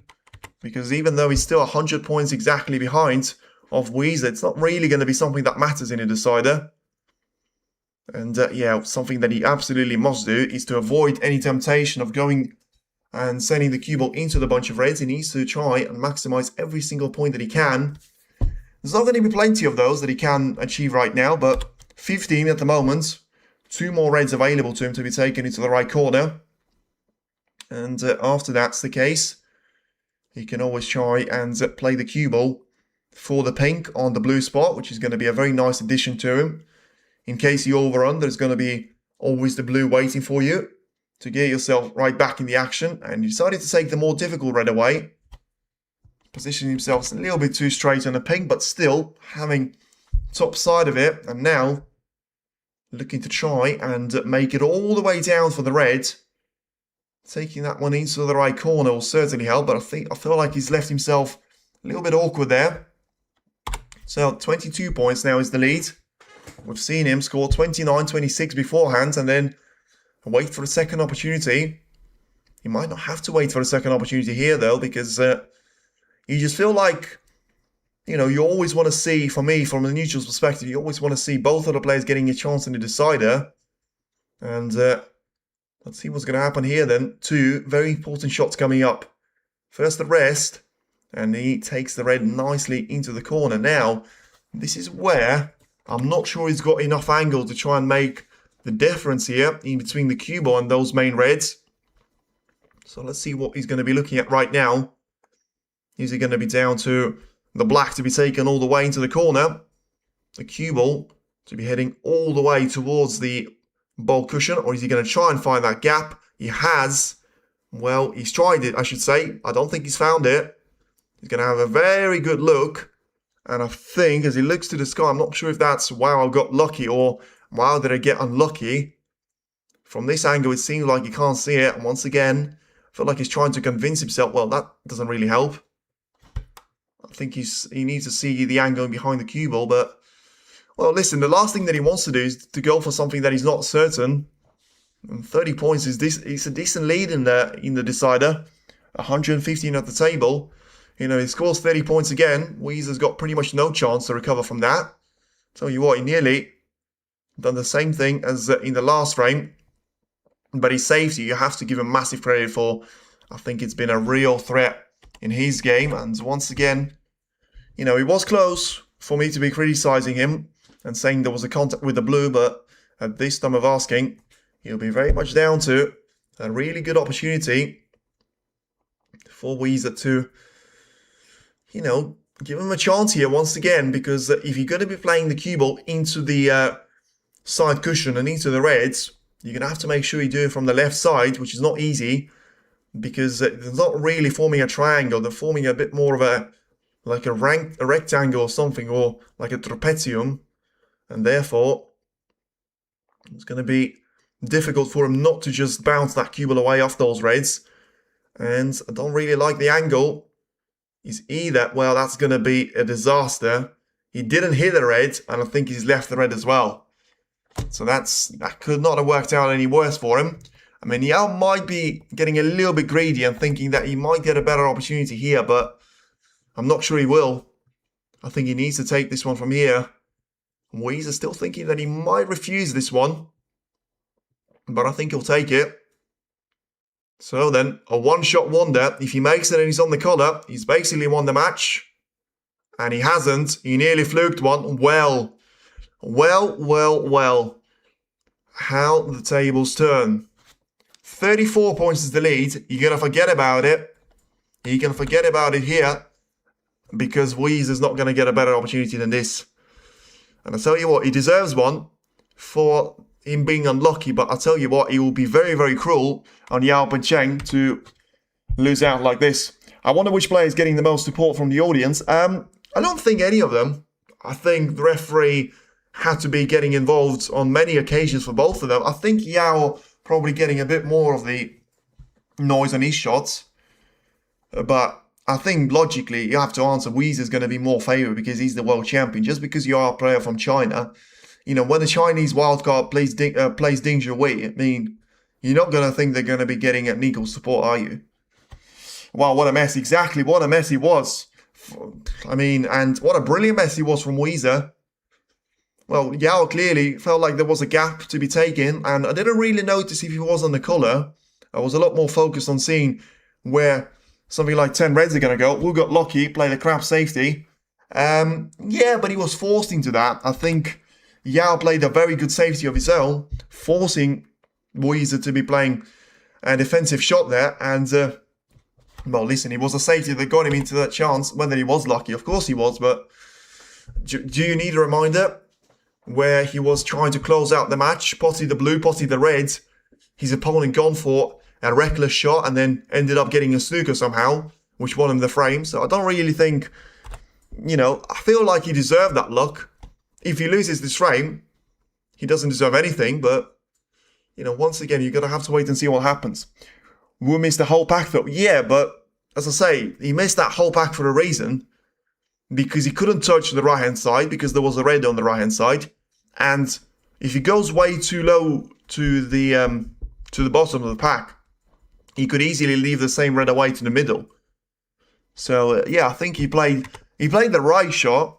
I think he probably played it with, I don't really have anything to complain. I was just saying the power was spot on. The force that he played that shot with, the angle, the spin, I don't think there was anything to complain about. Obviously, he didn't judge the contact of the side cushion too well because he was wide, but I don't think you can criticize him too much for that.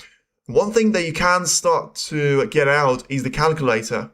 How many of the reds is he going to need before he's going to be clear of any danger? From Yao Bencheng's point of view, this is going to be the thing that interests me the most, because now he's been going for reds and blacks with one pink to add to the count as well. He's now 3 points behind. There's Yize right now being the favourite to win the tournament. Well, I'll tell you what, he's only just about the favourite to win the match right now.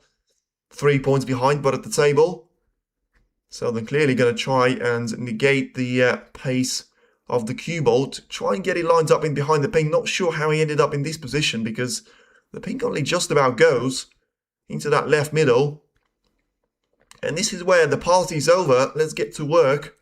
He's got 3 more reds available into play, but, neither one of them is going to be easy for you to try and play a positional shot from and onto as well. As he now finds himself 4 points clear. I think he will need pretty much all the reds apart from 1, which makes it down to something like 10 shots which he needs to play. Possible, especially if you treat them as individual shots, but not going to be easy, that's for sure. The first red is in, played the good positional shot on the blue, gets himself wrong side of it for the usual surroundings, but ultimately, you can choose the brown or blue to be taken on. I thought the blue was perfect, but he clearly feels like the brown is there to consider it as well. Now, having it at the scoreboard, I don't think it matters on the scoreboard though. And also, if he gets to the last red, then he should be able to put that one as well. Yeah, he just needs to try and clear the table here. I don't think he needs to worry about the points. That's not the way for you to play this shot. It's way too straight. He caught him napping in the 3rd or the 4th frame. Can't remember. No, in the 3rd or the 2nd frame. Can't remember which one it was. Where he missed the red like that along the cushion. Well, let's see what's going to happen here. He's going to miss this one. He's going to miss this one too. So more drama upcoming. And he's left this red to be available, I think. I'm not sure. The referee is going to be very much on the case. Well, it could not have been that simple, could it? It's now going to be very much down to... Let me, sort out the scoreline now. There we go. 44 points, place 34, 67 at the table in a decider. Well, and once again, plenty of showers coming in on the shot of Yao Bencheng. And yeah, it was still a break which got him back in the frame there, but you felt like from Yize, from a player like him, you would expect something better. Oh, that's interesting.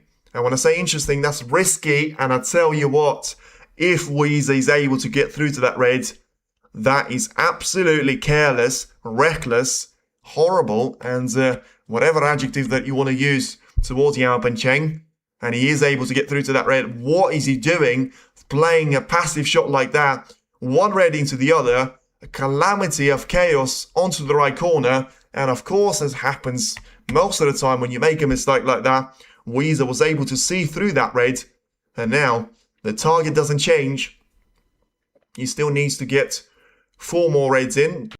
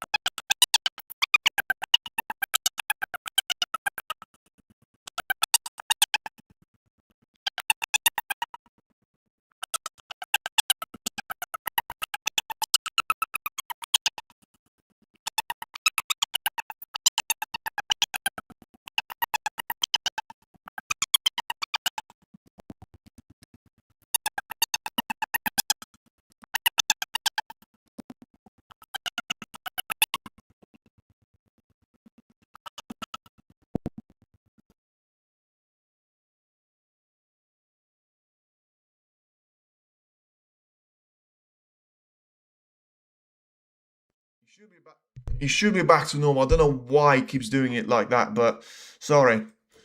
Just randomly out of nowhere. And very, very annoying. Yeah, thank you. Apologies for that. I hope it wasn't there for too long for you. We haven't missed too much on. Well, I'll tell you what.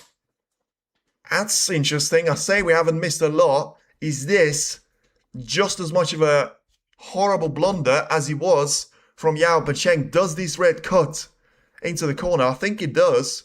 Well, and it did cut, but he has undercut it now. What sort of angle does Yize have? Can he see through the yellow? I think he can. I'll tell you what, he still needs the red after it. I mean, this genuinely has got drama of a Netflix. Back Desing, I think. Nah, I think it was... oh, is it Desing now? Hawkins in danger of getting knocked out. Well, I'll tell you what, it's all going off for the top seeds.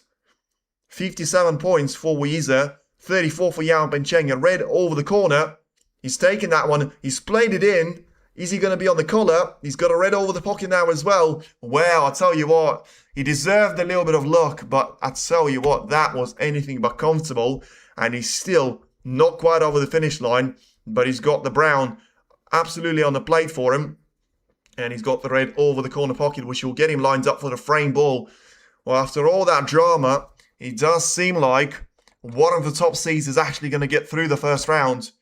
Unlike Williams, unlike Ding, and potentially, unlike Barry Hawkins too, Yize just needs to get this black in, and then he's going to be 36 points clear, whilst having 35 at the table. Yes, I've lost the commentary. Same here, Garrett. Weird, even after refreshing. Okay. I mean, it was working for me when I tested it. Let's have a look. No, it's working for me, so please refresh it. It's working for me. So I have changed it. There was a period where it was very much broken, but hopefully I have tested it. But I'm watching it on stream now. As annoying as my voice is, it's still very much there. Who is going to save his life? Yes, absolutely. And it's now going to be 36 points as the difference in between Yize and Yao Pacheng. And Wu still played a really nice safety there to put Yao to be the man. Very much looking for snookers. Selden trying to go for a shot through the right side cushion. And is he going to make his way on towards the red? He will. So the match and the frame is not over just yet. And it was a really good shot there. Not only was he able to put the red with that really good contact, but also he was able to put the red safe. Now then, Yize back to the action. I'll tell you what, you could see that he does want to get this win under his belt. And for now, he's certainly the one trying to get the snooker on Yao Pacheng there. Very much aware of the fact that if he's unable to get himself through to a decent chance here, then, you know, Yao is always going to have chance knocking on the door for himself. That's risky. That's very, very risky. And he could be boundary on reckless as well. He's put a red over the corner and he knows that's going to be game and the match. He's going to be absolutely devastated. But Yize, he's going to be delighted with his performance. He has managed to recover against all the odds out there. And Yao Pacheng is going to be knocked out here. So the first seed, which is going to come through the first round match, and Liu Hongyu, he's now having a really good time against Barry Hawkins, leading by 5 frames to 4 and getting a point on the board as well. Well, we're going to leave them to battle it their way, but Yize now will play against Dave Gilbert. And what a match we've got. Someone that has managed to knock out Ding Zhuwei. It was tight, it certainly was. He wasn't flawless, both from the commentary, but also from the actual performance there from Yize and Yao Pacheng. Both could have been better, both could have been worse. But at the end stage, only one of them could be through to the second round. And it is the world champion, the world number 4, which will be delighted that he's actually able to get himself as the first seed to actually retain that seed status and get himself through to the last 16 of the China Open. There's going to be plenty more action, and you hope there's going to be plenty more drama for us to see as well. Stay tuned in. There's going to be Naponsen Kam against Watchalong to be played tomorrow afternoon in China, tomorrow morning when he comes down to Europe. Stay tuned in for more action as we've got Zhao Xington, Ronnie O'Sullivan, Watchalong, and plenty more players still yet to come before we even get through to the round 2, which will now feature Yize and David Gilbert. I can assure you that match is going to be very much out there as well. Many thanks. Thank you for everyone tuning in for the chat. Appreciate all of you. Stay tuned in. Thanks for watching. Great snooker. And Yize still comes out on top. What is it about this man and winning the deciders? He hasn't lost one in a long, long while. Speak to you all soon. Thanks for watching. Stay tuned in.